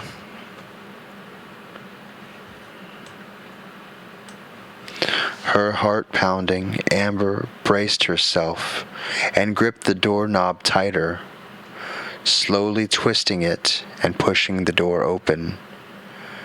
To her relief, it gave way, and yet, to her surprise, it made no sound.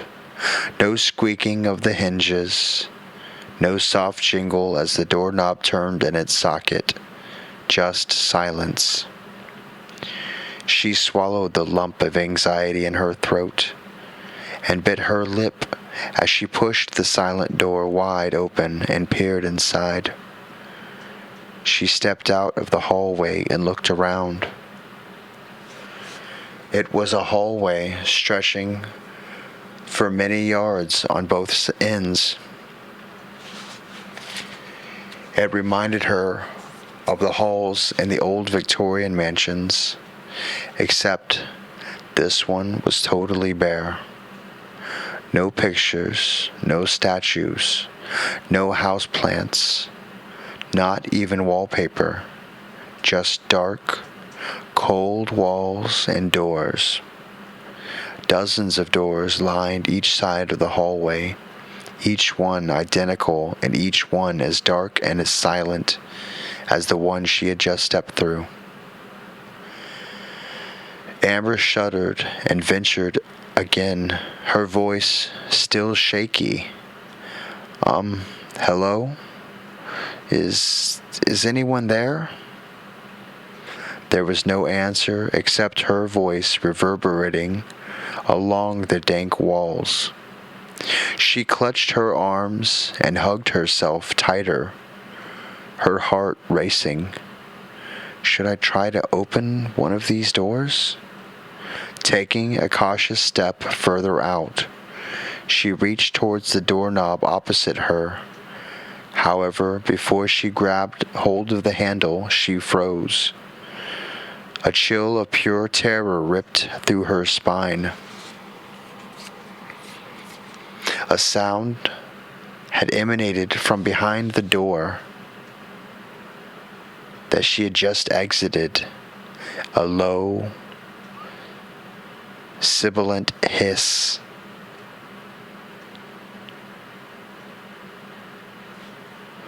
A small whine of apprehension trickled from her throat, and she turned, her eyes widening and her face turning pale. She began to shiver uncontrollably as she stared into the dark room. At first she saw nothing but the same cold blackness that had surrounded her. She continued to stare ahead, not daring to turn her eyes away as she waited. Then it was there. A tall, lithe form stood, almost as dark as the room it occupied, vaguely humanoid in shape, but otherwise indiscernible in the darkness. Amber slowly backed away from the door, every instinct in her body yelling for her to flee, and yet she could not. She stood there, transfixed, gazing back at the shadowy creature in the room. The low, hissing breath wreathed out from the murky chamber, and it smiled. The darkness smiled with 2 rows of long, glistening crimson fangs. Amber's senses were suddenly awakened as a scream tore through her throat as she ran. Her mind became numb with fright, her body bent on survival as she raced down the hollow passageway. She could feel it behind her. It was so cold. Rows upon rows of doors flew by her as she ran, not caring or thinking about anything but flight and the fangs. Her vision began to blur as her mind raced frantically. There's got to be a way out. There's got to be some way to escape. She could hear the serpentine hiss echo around the halls. It was following her. The hallway ended abruptly, bending sharply to the right. With no time to slow her acceleration, Amber slammed into the wall and staggered back, not even daring to look behind her as she turned down the next passageway. Still, the hissing followed. Sweat had begun to drip down her forehead, mingling with tears of terror, as she felt the overwhelming sensation of hope and energy draining from her. Her run slowed to a stagger, her mind blazing with a strange, hazy pain. Still, she continued on, driven by fear. As she rounded another corner, she saw the unexpected. A single, desperate ounce of hope sprung within her at the sight of the small but bright light at the end of the dark hallway. She felt as though this was the first light she had seen in ages.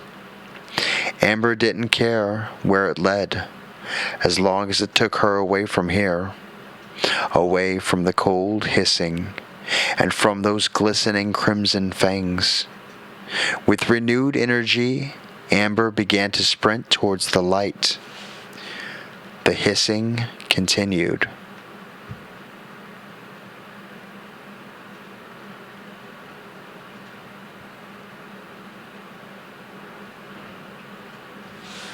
Before she knew it, the window of light stood before her, glowing brightly and providing a stark contrast to the dank gray walls around it. Mustering every bit of energy within her, Amber leaped, hoping to pass through the light into freedom. But her hands slammed into a wall of glass. She gasped and hit the window again, but did not budge. The hissing grew nearer.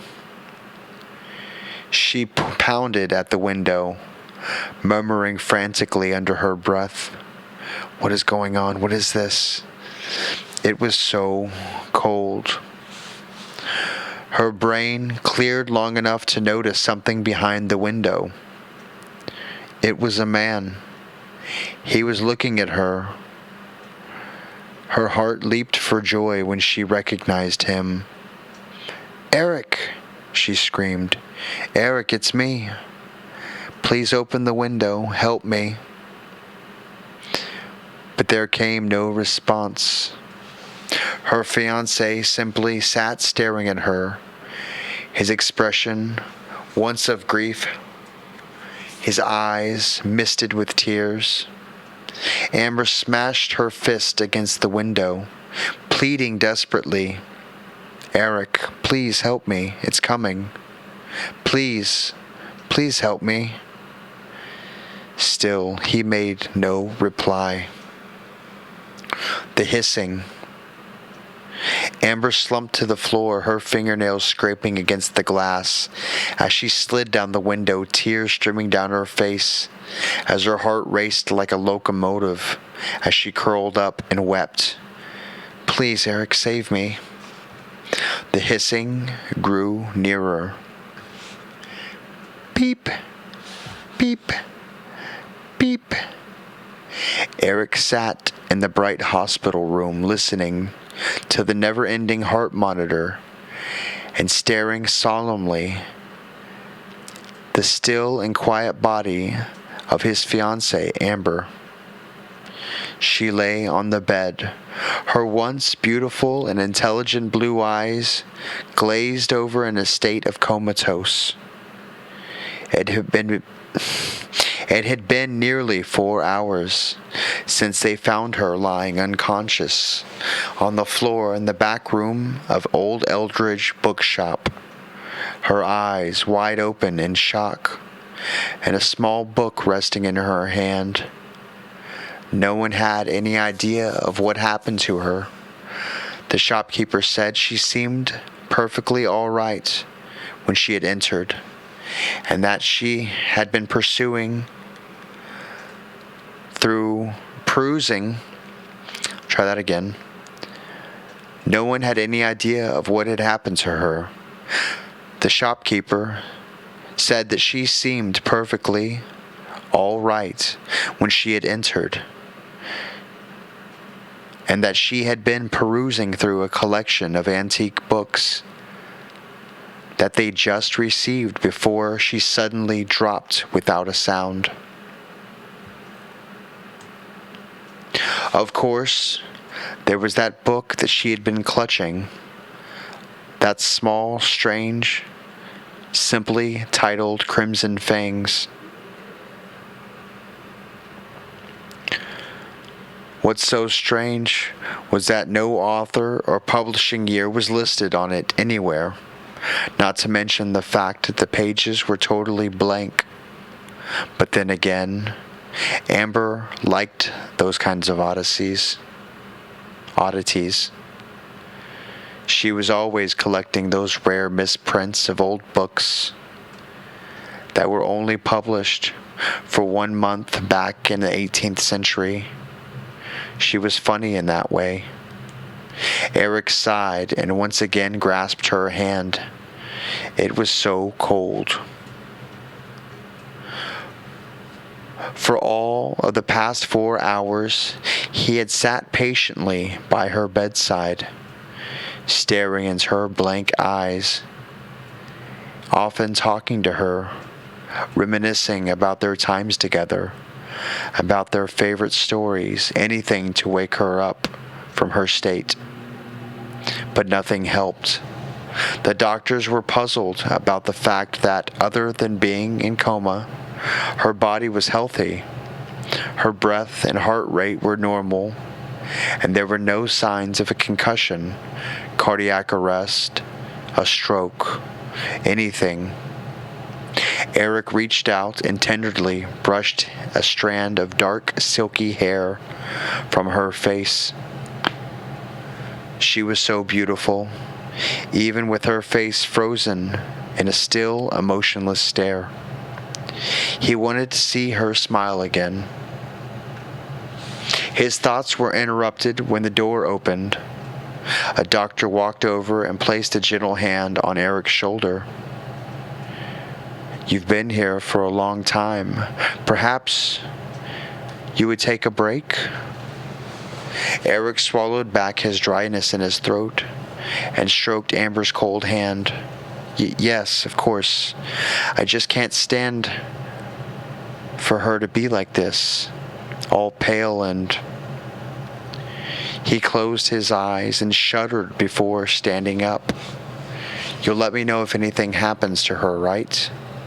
The doctor smiled warmly. "Certainly. Now go get some rest." Eric nodded and turned. With one last gaze at the motionless form of his beloved Amber, before walking out the door. Amber sat by the window, staring up into the despondent face of her fiancé. She sobbed and reached up to weakly grasp at the sheet of glass that separated her from the one person that she loved and trusted most. So near, and yet so far. This has to be a dream. Amber, wake up. Wake up, Amber. Please wake up. Then he moved. She whipped her head up, and stared with white, desperate eyes as Eric stood and looked at her sadly before. No, it can't be. He's leaving me. He's walking away." She leaped up and screamed frantically, slamming her fist against the window, trying to get his attention. For him to finally notice her and save her. No, please, Eric, please don't leave me." But but he was gone. The window was empty. Her breath heavy and her eyes hazy with tears, Amber once again slumped on the floor. Eric, her closest and dearest friend, the one person she would always count on to keep her safe, has abandoned her. Every last bit of hope she had deserted her. She was alone, all alone in this cold, dark hallway. It was then that she noticed something was different about her surroundings. The hissing was gone. That horrible, chilling sound. There was nothing but cold silence. Amber held her breath, slowly turned her head, and stared into the crimson-fanged grin. A calm silence filled the bright hospital room, only broken by the steady beat of the heart monitor. Beep, beep, beep. Amber's body lay, staring ahead blankly, just as she had been for the last 4 hours. Beep, beep, beep. She blinked. Her eyes slowly shifted to look at the monitor. Beep, beep, beep, beep. She sat up, her black silky hair draping around her head like a nest of dead snakes. With one quick, stilted motion, she pried the oxygen mask from her face before her gaze turned to the door. There were the sounds of voices and footsteps outside. The light in the room flickered as a dark, ethereal mist began to writhe up from the floor. The doorknob rattled as it opened. A low, sibilant hiss rasped out from Amber's throat, and she smiled with 2 rows of long, glistening crimson fangs.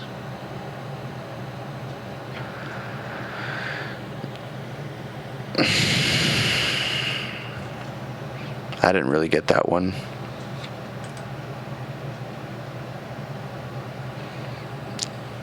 You don't like my neck pop noises?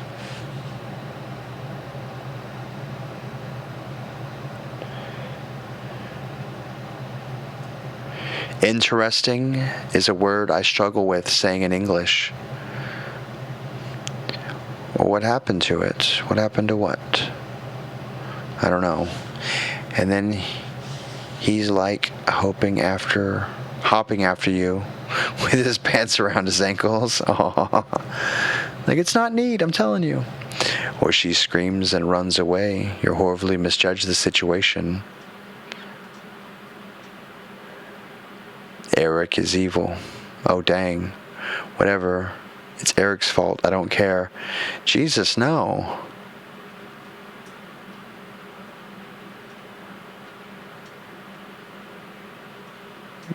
She picked up the book and she got trapped in her head. But now she's the beast that hunts her.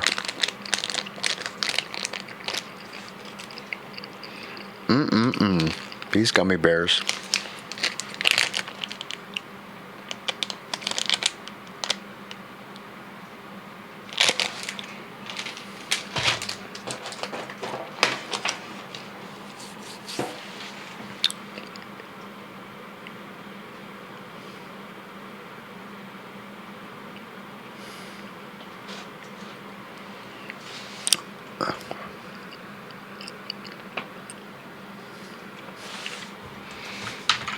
Y'all can read that one again if y'all want to. I'll give it to you.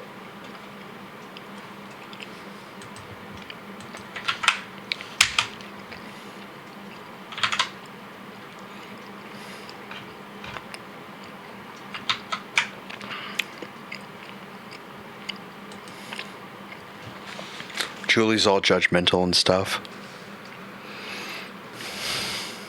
They are not sugarless gummy bears. In fact, in this this shake that I made earlier, that had like a handful of, I'll tell you, 8 ounces of full milk, about a cup of vanilla yogurt, a handful of strawberries, half a handful of blueberries, frozen. All of it was frozen. And 4 pieces of pineapple. I still had to add 2 tablespoons of sugar to make this taste alright.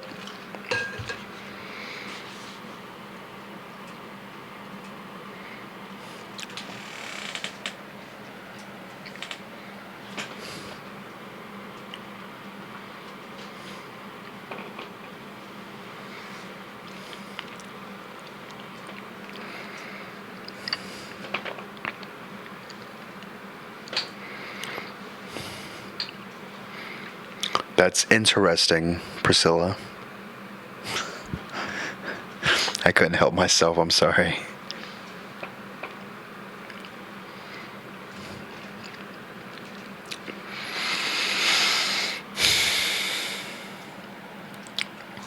So we're just 30 seconds shy of 4 hours. So I'm probably going to get off here by the 4-hour mark, or a little past it. But I had fun tonight. I hope y'all did too.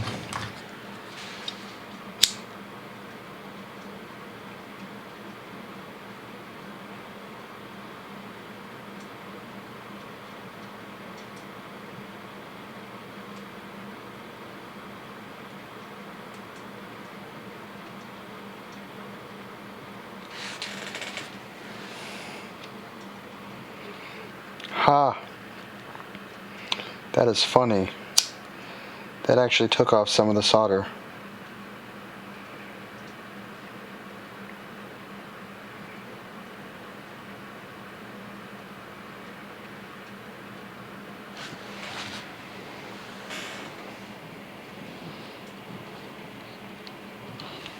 I mean, there's molten solder on my floor now, but whatever.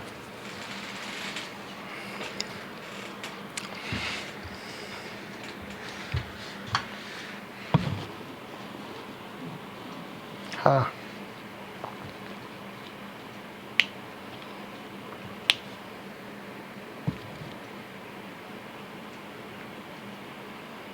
Almost got it all off. Yeah. Well, thank you all for being here. And Priscilla for her $5 super chat. You rock, Priscilla. Just for you, I'm gonna go topless. No. Yeah, so we're gonna see if the drug test place is open tomorrow. It should be.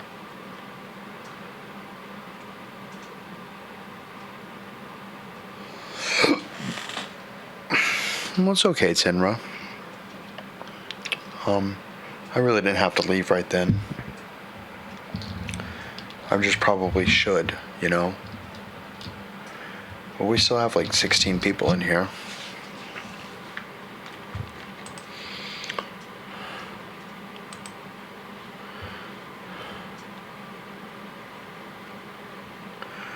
You're off work, but you've got to go in to work.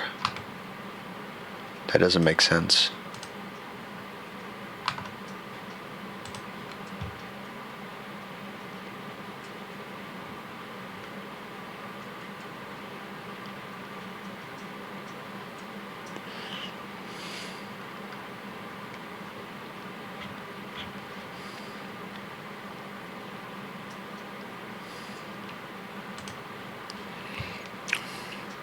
But yes, thank you all for being here. And we'll have to do this again. So maybe we'll do it a little bit earlier this time, next time. Because I'm probably not going to be awake all hours of the night during the week. So yeah. You all be good and have sweet dreams. And Priscilla.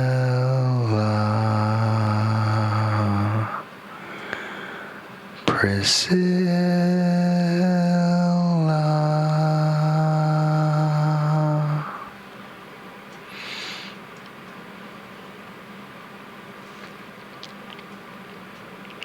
You are very welcome, Catbot. Thank you for being here.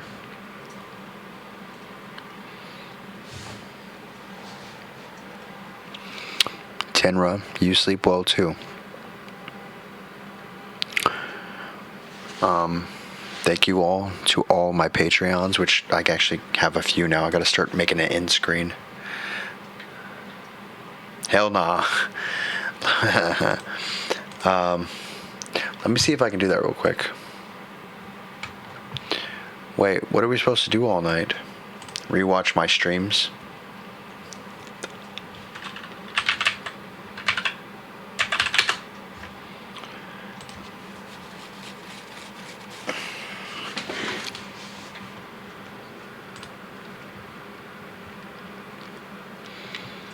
You're very welcome. I'm going to stay online for a couple more seconds.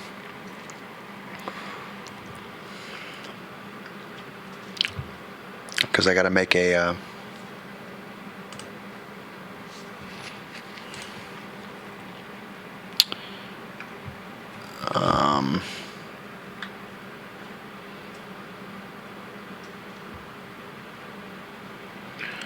There we go. So let me go into studio mode.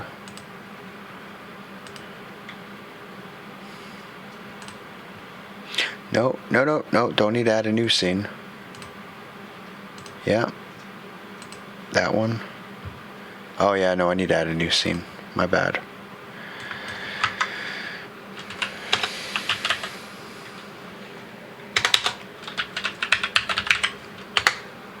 This is something I can do in Streamlabs real quick.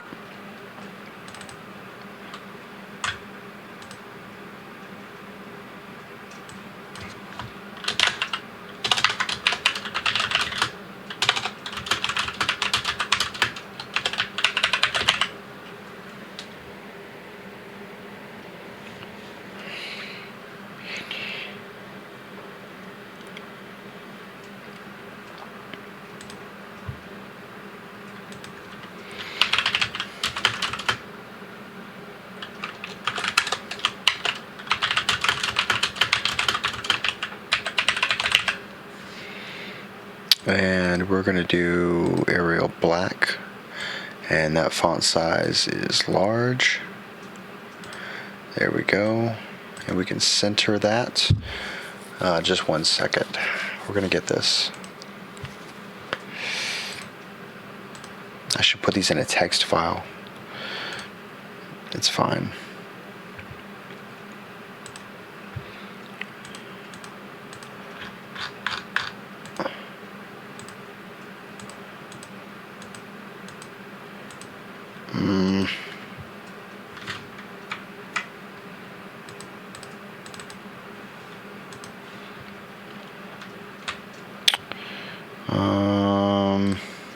How's everybody doing?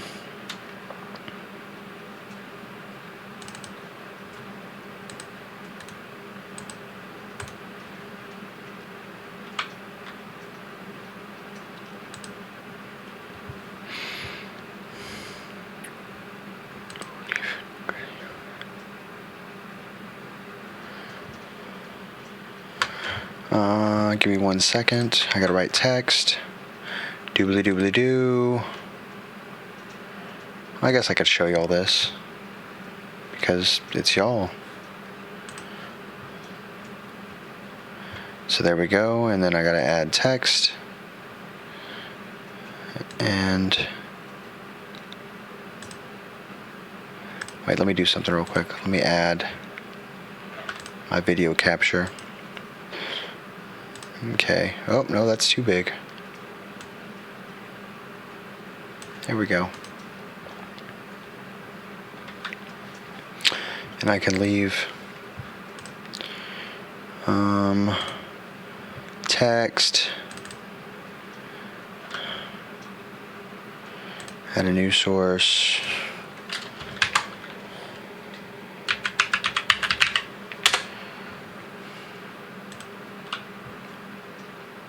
Yeah,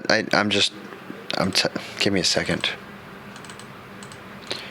Oh, I gotta edit it. Stop. Edit.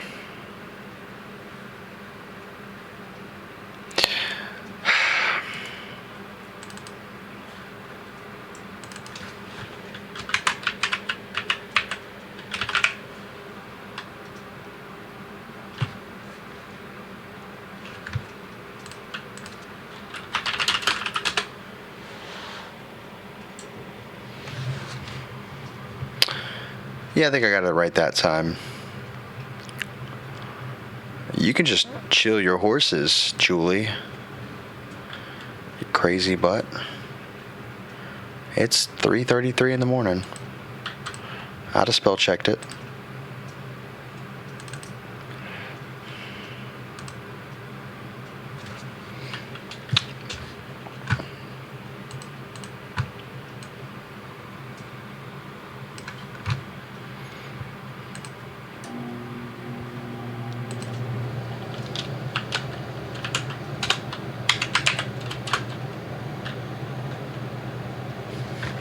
What am I doing?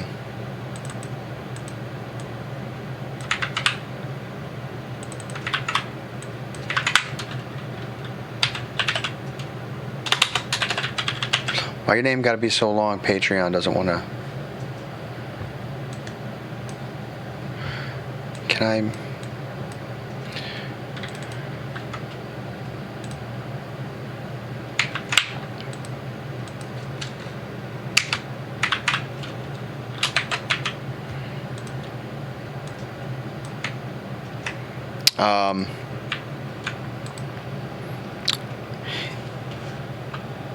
NF, do you want me to change yours to your actual name? Or to your YouTube name?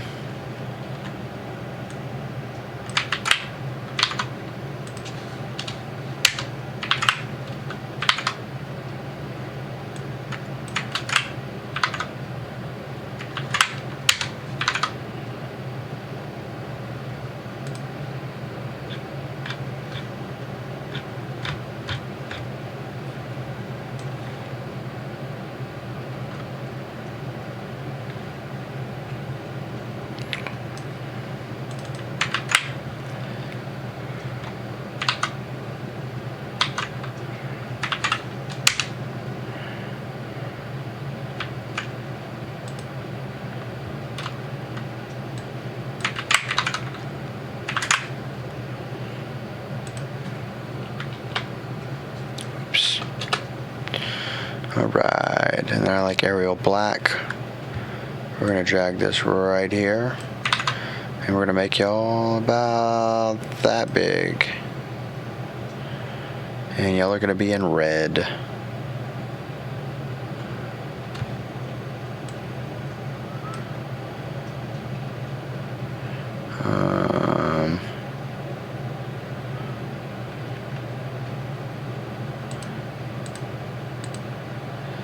Color, there we go.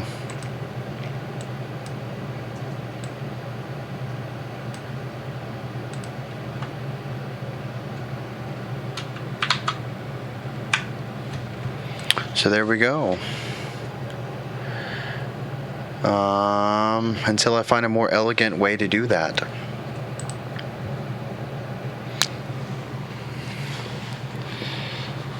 So thank you for being my Patreons. Was Ed in here? Did he come in here today?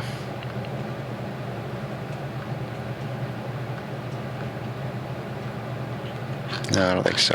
Or I don't know. All right, well, yeah, so there's my go away screen, so you don't need my face no more. Bam. All right, let's see if I can turn up my desktop audio, see if it will play music. There it goes. Well, thank you all for coming, and y'all have a wonderful night. Bye.